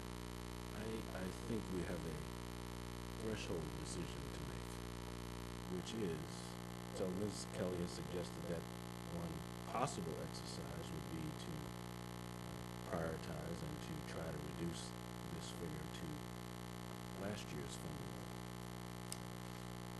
I don't agree with that, and I don't think it's a good idea for us at this stage in our process to do a public discussion about the prioritization of the 3 things that we've said are critically important to moving the system forward. So a little context here. Last year, we asked the superintendent and her leadership team to think about what were the most important things that we needed to do to move the district forward, thus the advancement initiatives. This is, as Mr. Zulus has pointed out, year 2 of what we think is probably a 3-year initiative. And although we gave them, once again, a blank canvas and said, so we would think that the initiatives that we said were important last year will probably be important this year, but don't feel constrained by that. Think about this in as broad a context as you need to, and come back to us with what you think, again, is most critical to moving the district forward. we're pleased to see, I think, that what we were doing last year is still important, that we've made some progress, as much as you can make in the short time that they've been working on these things, but it's admirable progress nevertheless. And they've now said that in order to keep those things going and to improve the progress that we've seen, it's going to cost us roughly 3.7 FTEs and $760,000 total. Now, I'm not suggesting that there might be one or two things at some point that we could drop off of here in terms of in the overall categories that we have. I'm not sure what those would be, but I don't think right now that's a productive exercise. Unless we don't agree with the conclusions that they've put forward. I happen to agree with them. This seems like a reasonable list to me. I even have a couple of questions about things that might be added, but I'm not prepared to take a vote on dropping things off the list or saying that some parts of early literacy are more important than some parts of closing the proficiency gap. Mrs. Kelly? So in that context, if, as we go through the process of being awarded funding, would you be willing to say this is an imperative in our entire budget and basically look for cuts within our entire budget to achieve this? I think there is a benefit to looking at things like park, which I believe has been explained is not necessary for next year, and certainly, quite frankly, isn't part of either one of these advancements. It's a tool with which to measure that we're required to do by state. To Ms. Padera's point, there may be some funding resources that we might be able to avail ourselves of. So I would certainly want to drop that from this list. I actually agree with you on that. Okay. I'll just leave it right there. You know, the assessment PD, including park, is there a portion, can we break out what part of that is park? Is that necessary for next year? Do you know what I'm saying? Are there things, and granted, you know, I think last year the list could have been longer, right? I guess I'm looking for something that seems reasonable in an environment that, once again, we're going to have to be jockeying for pieces of pie. And I think to the extent that we can say we've done some prioritization within a list that obviously, if we can get it all for next year, we should do it. But, you know, I think there's a benefit to weighing some of this. Like, for instance, and I know you'll disagree with me on this, Mr. Walker, but the parent outreach, parent liaison, is it something we might want to try as a .5 position? Now, whether, you know, that individual exists that sort of meets the needs that you think need to have this, or have the skills, that's a whole other story. But, you know, as a starting point, might we want to consider a .5 on that position? So those are the kinds of things that I would hope. And granted, I feel badly that we're talking about this in our first December meeting for a budget that's already, you know, by warrant committee standards late. And I wish that we could have had more time to discuss this. But I think there is a benefit to perhaps cutting out some of this as we consider our FY15 budget. So could I just make a suggestion then, rather than us sitting here and cutting things out, that we send it back to the administration and ask them to do a prioritization, and then we reflect on that prioritization? I'm all for that if that's acceptable for the rest of the community. Well, but I don't understand what that means. Because you're asking them, prioritization means, by definition, they're going to say some things are more important than others. I don't think that's the right question right now. I'm not suggesting at all that there aren't some difficult decisions to be made about budget trade-offs, but these are the things that we've said are most important. So this is not the time to say, well, but some of them are not as important as others. I think that doesn't make sense. We've just asked them to go through this rigorous exercise of determining what are the resources we need. We've already said that these three things, early literacy, closing proficiency gaps in science and STEM, are critically important. all they've done is fill in the blanks about what they need this coming fiscal year to keep that advancement going. And then in the very same discussion, you say, but tell us which things are more important than others. I don't think that's a productive discussion right now, and I don't think it's a productive exercise for the administration. So I could be outvoted, but I don't agree. So you did mention that you were in favor of cutting out the park fund? Yeah, that particular one, I agree, is not directly on point. The technology, that's a technology purchase. I agree that I'd have trouble linking that directly to closing the proficiency gaps. So I'm okay with making this a $700,000 request rather than a $760,000 request.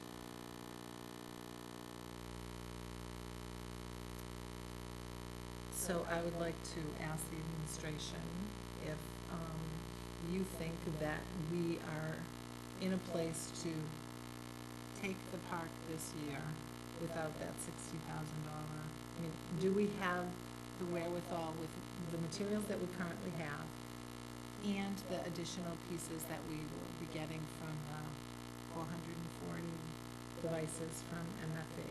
You think, I'm just asking. No, You well, need that $60,000 well, to administer the test. 2 years from now. And to Ms. Padera's point, there are lots of questions about park.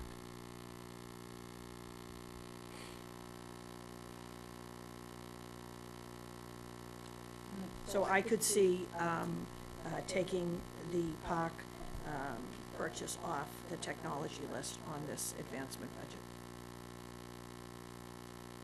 I just don't want to I don't want to remove it if you think it's something that you need. Well, I wouldn't have, Right. again, You wouldn't have put it again, there if you had you know, it. when you reflect on it, we put it under closing the achievement gap. These children, have to be taught how to use this technology to take the assessment 2 years from now. You have to have the technology to teach them how to take the assessment. But again, if we're looking at the 3 initiatives, this is more of a technology issue than it is closing the achievement gap in early literacy and STEM issue. It's going to be a system-wide technology issue. I think I can help. Go ahead. So we talked about, we had, at Finance Subcommittee, we had this discussion about, we've had funding for capital technology purchases, pound capital, and some through operating budget purchases, and we had MFD funding. We have the same 3 sets of things this year. If you count the number of devices that we have purchased, this is kind of what you asked, but if you count the number of devices we have been able to purchase, the number of devices we will be able to purchase this year, assuming our capital request is funded, will we have enough devices? That's the question.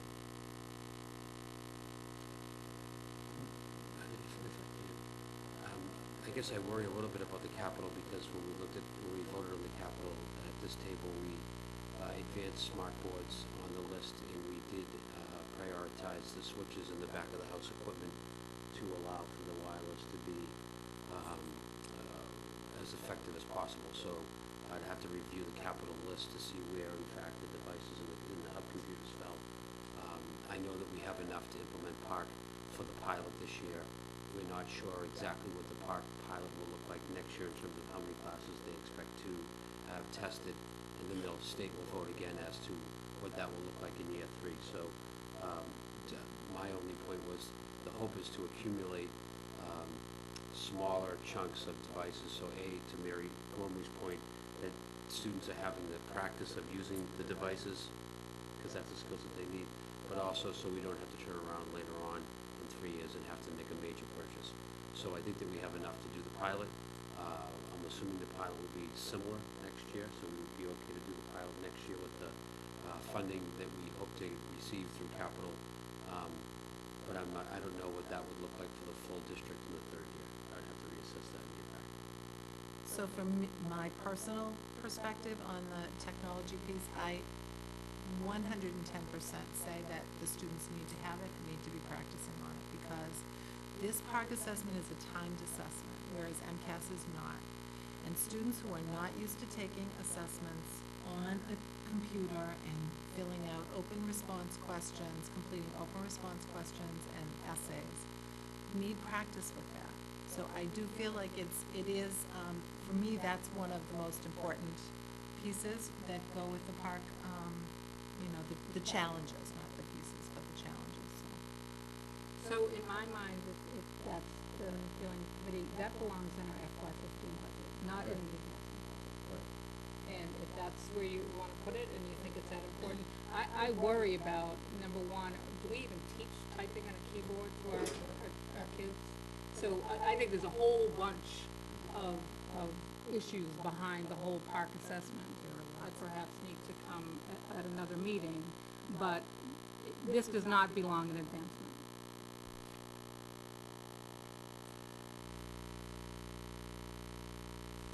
Mrs. Kelly? So I'm still not sure where we're at, but one thing that I had mentioned at a finance subcommittee meeting was the high school science equipment. Is that something that we could utilize the accreditation fund for? Because that's exactly what those types of things were, what it was intended for. Again, my goal here is, yes, I'd still like to be able to do these things. You know, in any budget, a budget is about prioritizing, basically, and it's part of the process. We will continue to do this all the way through town meeting until we get a final vote. I just think, based on what we've gotten so far, that if we can bring this down a little bit, I think it might help us in the process. But I think I'd like to hear from the other members about that perspective. Ms. Bagley-Jones? I guess I want to follow up again on Becky's point tonight about what are the other communities doing and what's the feedback we're getting? I mean, how are other communities paying for this? And the rollout is 2 years from now? It's huge. The discussion is huge. The state just voted to pilot this past month of November in 2013. And then after the pilot, they will decide next fall or winter to vote whether or not to accept park in full. Is the pilot mandatory? Yes, so we're doing the So pilot every community has to do something, this year. but how are other communities funding this? It's an issue. It's a big deal. Okay, so, because there's also 10,000 over there for PD, so we're talking 70,000. And I can't believe that I'm saying this, and I probably would say it different tomorrow, but the parent outreach person, I don't even know if I can say it out loud. Because I think we really do need that, and, you know. Anyway, I'm not even gonna say it. I'm just raising it. I just heard you say you really think we need it. That's We what I do, heard you say. we do. We do. Anyway, never mind. And just to speak to park, I think honestly there are more questions than answers out there in terms of park. I've participated in webinars and there are just every single time more questions come up than answers. Which I guess I'm thinking, so do we set aside the 60,000, because we could need more, we'll always need more than we need less, right? But maybe it's not gonna be what we need. And I don't know, to set aside that amount of money. But it could be more, as Ms. McFarland Exactly. said, and then we'd have to come up with Exactly. so it's the unknown. It's scary. Anyone else have any thoughts on this? Mr. Lewis, Mrs. Goodell? I guess my question is just, I mean, we can do this one of many ways. It just sounds like people are thinking of disagreeing. I mean, as Ms. Kelly had said, we're going to be going through this throughout the process. That's what we do, right? You know, the warrant committee's going to ask us to prioritize their entire budget, and we look at how much we're going to get. And so, I mean, there are two modes of thought here. We put this forward and then prioritize after we submit the whole budget when we're told this is how much money you're going to get. I guess I'd like to know from the finance committee what they would recommend and what are the advantages to doing it. Last year we did it, you know, the other way, where we asked the administration to look at the advancement and see what we had and the importance of those things, and we put it in our budget and we stuck with it because those were the things we needed to move forward. So this year, though, our advancement budget is a little bit higher, and we have no idea what to expect in a way, what money we're going to get. So I guess I'm just a little confused of which which direction gives us which advantage, because it seems like you're a little bit split. So that's my question. Mr. Zulus?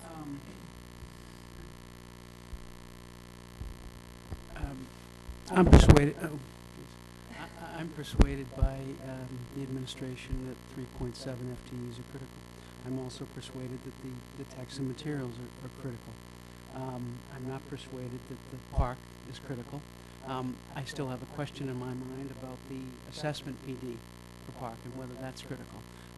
With an answer to that, I think I would be prepared to vote on a $700,000 or a $690,000 advancement budget. I don't know if we're prepared to do that or if the chair wants to do that tonight, but that's where I am. So I guess, you know, to the administration, if and maybe I missed it, maybe I wasn't paying enough attention on the assessment, professional development, which says including part, that $10,000. Is that directly tied to park, or is it something it says including park, so is that something more than park? I think it goes hand in hand, so it would be 690. Ms. Bagley-Jones? I guess the feedback I would give too is that for me, the priority would be the staff. And, you know, I hear your point about the text or whoever said that, but for me, the priority would be the staff positions versus some of the text and materials and technology. And I would look to you, your team, to figure out what would be a priority for those things. Where could you cut? Where could you beg? Where can you borrow from? But staff, you can't, the positions, you can't beg, borrow, or steal those positions. So I'd rather see us go forward with those. If we're gonna cut, I'd like to keep the staff positions in there. So the way I see it is that, I think what our first step should be is we're gonna take a vote whether or not we're going to accept this as it is or prioritize it. Does that seem like a reasonable first step? I'm hearing two different camps. Mrs. Padilla, didn't you just say that, you know, there are two ways of handling this? We can either, No, I was just looking for feedback on what the advantages were to put the full budget, or full advanced budget forward, or, you know, prioritizing this early in the process. Because it seems like we're going to be doing a lot of that later too, so we could do it either of two ways. But I wasn't necessarily calling for a vote. I don't know if that's. so in order to vote this whole advancement, personally, I'm not prepared to do that tonight. I feel like I need more time, and maybe we can just get a sense of the committee for that. Is there, I'm seeing nods of heads, so are people in agreement that we could wait till next week to vote this? All in favor? Yes, okay, good. Not an official vote, sorry. One perspective, and I guess this is where I definitely would like feedback from the committee. So in my mind, these are our top initiatives to move the district forward. If the warrant committee was only able to give us, let's say, $700,000, would we take these things that we have on this list and carve them out of our present budget, out of our present offerings? Because this is what we're saying is our need to move the district forward. And I think that's what I grapple with. That's why I look at this and I say, is there any way that I could carve out this amount out of our present offerings to be able to move these initiatives forward? Because that, you know, may be the reality. I don't know what the resources are that will be available in the Milton pie to divvy up. And that's why I think the process for us, and granted, if we all think that we're going to get whatever the rollover of this year's budget plus the advancement, that piece of the pie is going to be available to us, then please someone tell me, and I won't even go through this anymore. But I don't think that's the case, and that's why, from my perspective, I think it's important to sort of whittle this down as best we can, and hope for the best as we move forward through the process that we're going to continue to prioritize like we've discussed. So parallel to that is the discussion about this other document that we have, that is our budget. proposing. And I feel like those two almost need to be discussed side by side, me personally again. I'm not speaking as the chair, as a member. And noting that it's 10:20 at night, perhaps we could all go home and look this over with that lens, knowing that there are certain, we have to decide, we have to vote at our next meeting what the presentation is gonna be, what we're gonna send over to the warrant committee. And then, at that time, maybe next week have another, an additional presentation, answering any questions that committee members have. If anyone has any members, any questions by Friday, get them to the administration, and maybe they can answer those questions for us in a presentation, or just continue this discussion. So that would be my recommendation. That's a good start, but there's one more piece, which is why I don't think you can answer the question that Ms. Kelly's raising right now. The third part of the third piece of information we need is, what are the implications of a level dollar budget? That is, what would the impact be of a level dollar budget? Then we can start to understand what trade-offs we're talking about. Simply looking at this document and the spreadsheet side by side is only going to tell us what the scope of our request is, which is a good place to start. But in order to say, so how much of this, so now I'm now at 690,000, I'm with Mr. Zulus. Of the 690,000, how much would I be willing to say is non-negotiable and off the table no matter what? I don't know. I'd have to see what the implications of, if we're laying off 55 teachers, well, that's a problem, and we're not going to be able to do that, by the way. So then I might look at this in a different light. But at this point, I think this is the result of a rigorous process that we've asked the administration to go through, and it has some value. I mean, they've done a good job. So right now, I'm willing to say to the warrant committee, we need $690,000 for our advancement initiatives. But next week, we can have the full discussion. To be continued. To be continued. Any further comments at this time? Oh, Mr. Pavlicek, sorry. Do you want me to just do a quick walk through the spreadsheet, just point out some of the issues that are involved before we all take them home? Wonderful. Certainly. I was gonna ask if someone had a 2-minute. Anytime. 2 minutes. 2 minutes, or? No. No, take as much time as you need. All right, the first page is the summary page, so let me actually start on the second page where we actually have some detail. The second page is, again, working with the DESE categories is the policy and administration section of the budget. And jumping to the bottom line, you'll notice that it's actually down a little from last year. So this is not a push point in the budget. We're down a little for a variety of reasons. We have a little bit of staff exchange in central office. We have, we're not, hopefully next year is not a labor negotiations year. We had to bump up our legal costs this year, and so they would move back down next year. And the net effect is that in policy and administration, there isn't a gain. In fact, there's a minor decrease of cost from last year to this year, so that's not an issue.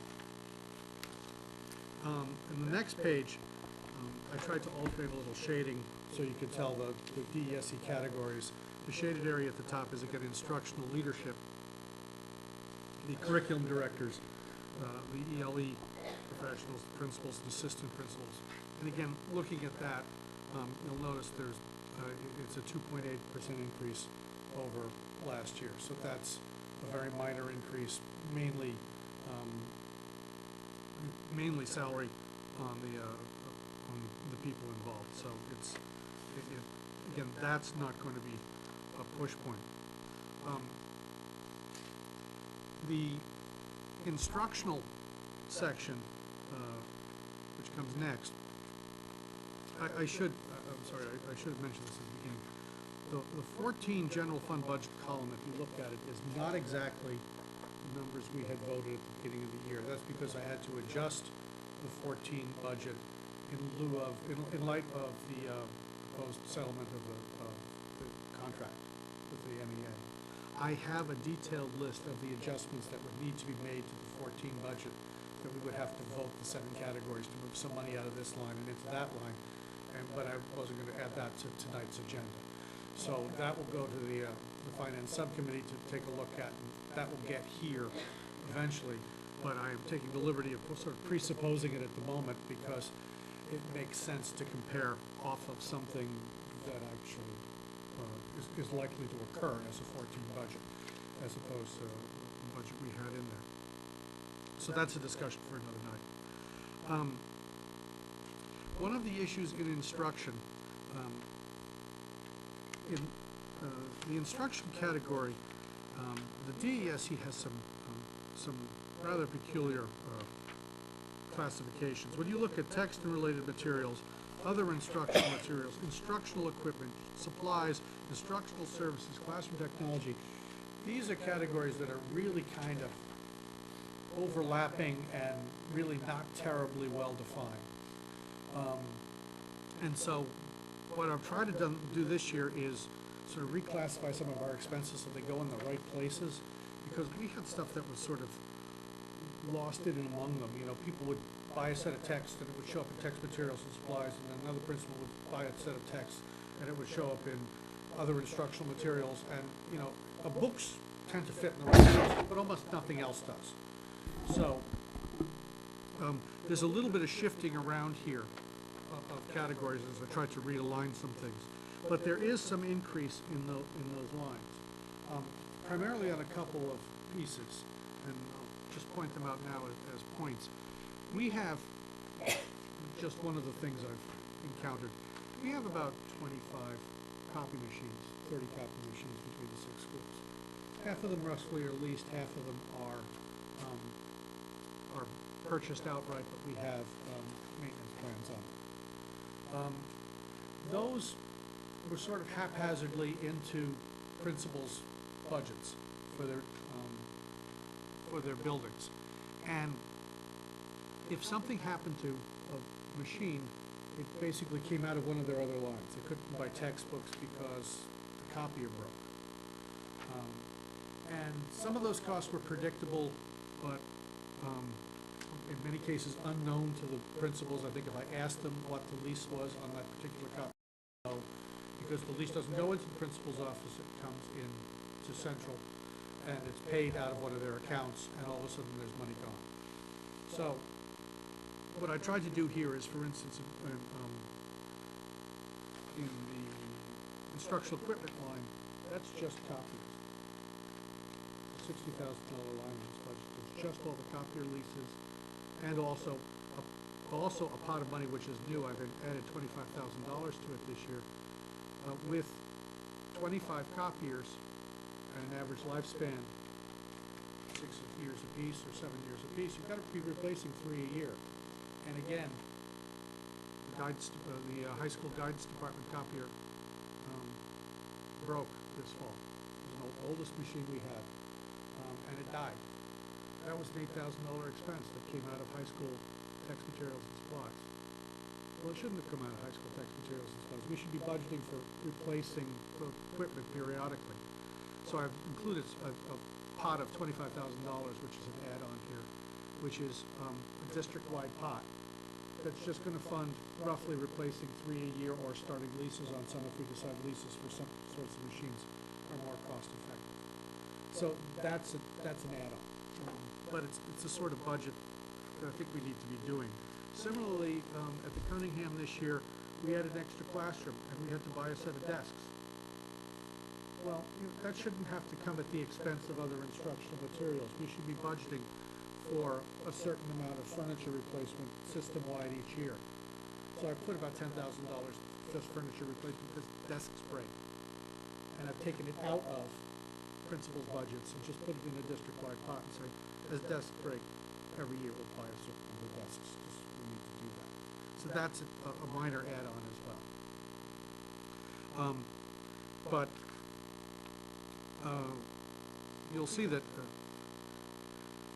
the instruction line, if you jump to the bottom of it, it appears that the non-salary part of it has gone down by $149,000, But the note to the side will remind you, there was $235,000 in one-time advancement money in 14. So rather than going down by 150, it's actually gone up by about $75,000. And I can itemize that a little more next time for you, but that's one of the push points here. And to be fair, there are several things in here I really do have to refine. I'm trying to make as conservative judgments as I could on the outset, because it's always easier to reduce numbers as we go forward rather than to increase them. And so some of the materials I intend to look at a little more closely, but piece by piece, we're in there. That's a push point in the instruction. In instructional services, which is the next the next shaded area,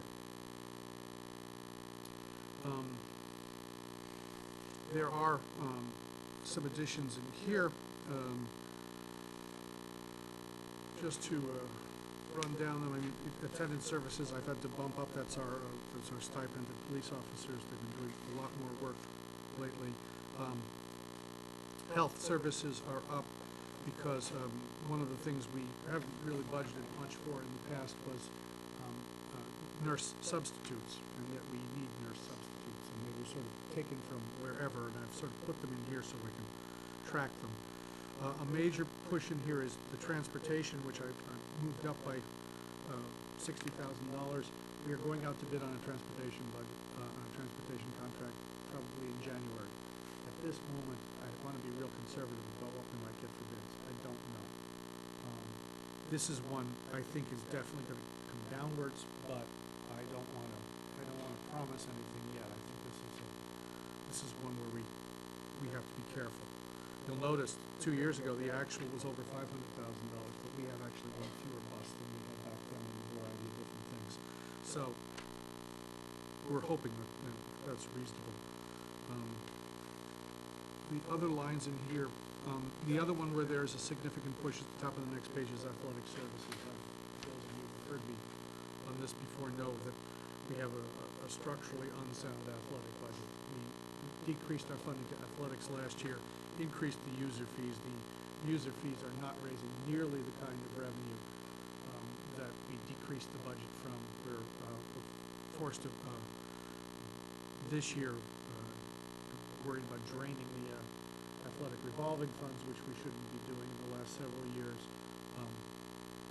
We have been raising money during the year to try to fund athletics. And remember, a few years ago, we had the issue of were we going to have spring sports or not. We should be raising money in a year for next year. We shouldn't be raising money in a year for this year. So there is basically a $100,000 add-on to athletics here, and that's a decision the committee is going to have to make, is whether we do that or not, because that's a competing interest to some of the advancement issues. So I mean, that's got to be on the table as something we have to consider. And really, that's that one is the major push in that whole section of instructional services. SPED is, the next section is up by 6% as well. That is also one that's going to take some time to play out. It's up by 6% basically because the majority of it is placements. And I budgeted a 6% increase in placements because I don't know what the state's going to allow this year yet. And so as those numbers come in, we'll see. I don't know what the state is going to approve for circuit breaker reimbursement rate yet. They're not that far into the budget process yet. So I'm being conservative with that. If they come in at 75% reimbursement, as they're supposed to, this number will go down. And when do we typically hear? That we probably won't know until really into the budget season. Probably at the earliest, we'll have some indication. When the governor's budget comes out, but more likely when the House budget comes out in February, we'll have some indication of what circuit breaker is. But the legislators will be making noise about it long before that. We'll have some idea where they're headed. Once the conference revenue estimates come out in 10 days or so, we might have a better idea of where the state is going.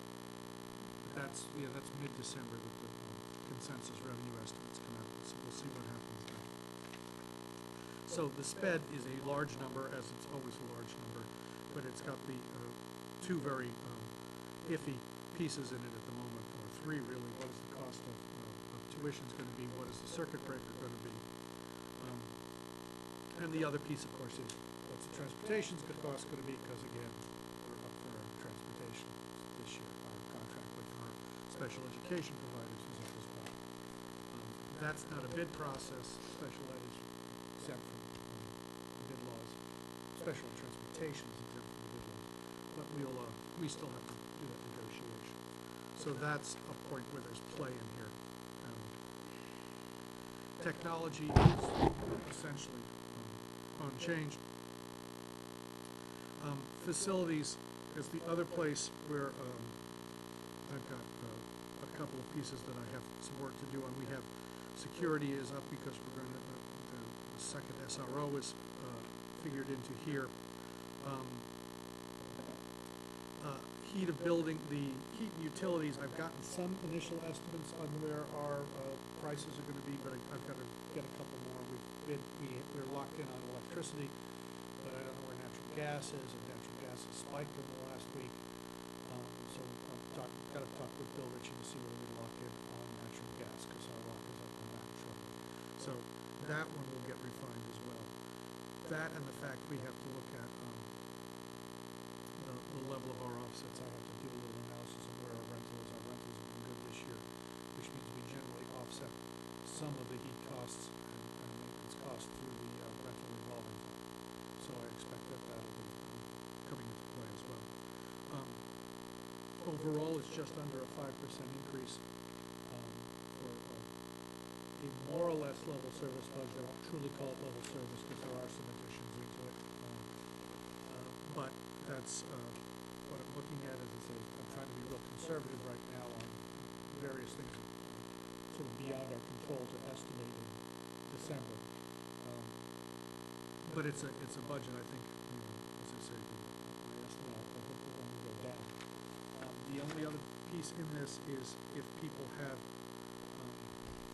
issues that they want to see in here that aren't in here. For instance, I did not include another custodian, but we've been talking about, certainly Bill Ritchie will tell you that he feels that we need another staff member to keep buildings clean. So there are some issues like that. So if there are things that we feel we need to add in, we may have to address that. The elementary schools this year graduated a fifth grade class that was small and brought in a kindergarten class that was large, and so we had to add more teachers this year.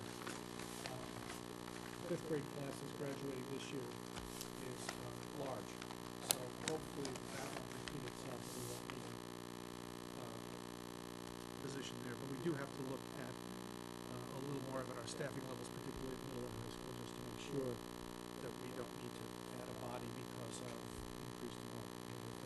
That's one more piece to look at as well, which we're sort of in the process of doing right now. But this is my first pass at it, where we are for right now. I think it's a good enough start that we can start talking from it, and people get an idea where I think the issues lie moving forward, and we'll work from there. But if you have questions or anything beyond tonight,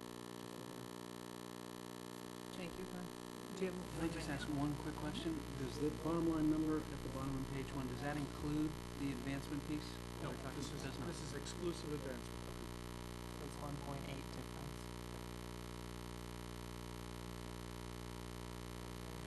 Thank you. Okay, so nothing else, Mrs. Kelly, from the? Just our meeting with the warrant committee.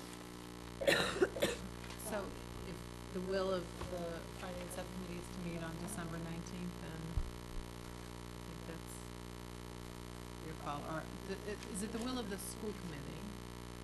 There's a discussion about having a December 19th meeting with the warrant committee to talk about our budget. And I had proposed possibly putting that date off until a January date. And they had given us some dates, but some people feel that there's an urgency or a need to have that meeting sooner rather than later, as we will have other meetings with them in January. It doesn't have to be a full committee attendance at that meeting, so it could just be the finance subcommittee. So what would the will of the, is there anyone else outside? It would just be Mrs. Padilla and. I think we would post it as a school committee meeting, and whoever wanted to come could come. So I was gonna just talk about that next, our next meeting is just next week, December 11th is our next meeting. December 11th and December 19th, possibly, okay. So is it fine with the finance subcommittee to go with the 19th date? Okay, so Yes. then, we'll follow up with. I will. All right, and so we will move into next meeting agenda items, and again, our meeting is next week. We do have 2 meetings this month, we have regularly scheduled 1. Are there any additional agenda items that people have for that?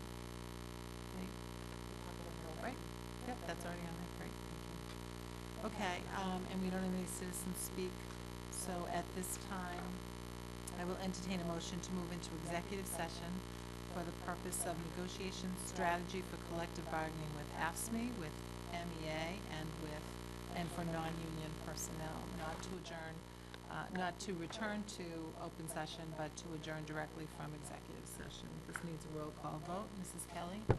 Ms. Bagley Jones? Myself, yes. Mr. Walker? Yes. Mr. Padilla? Yes. Mr. Zulus? Yes.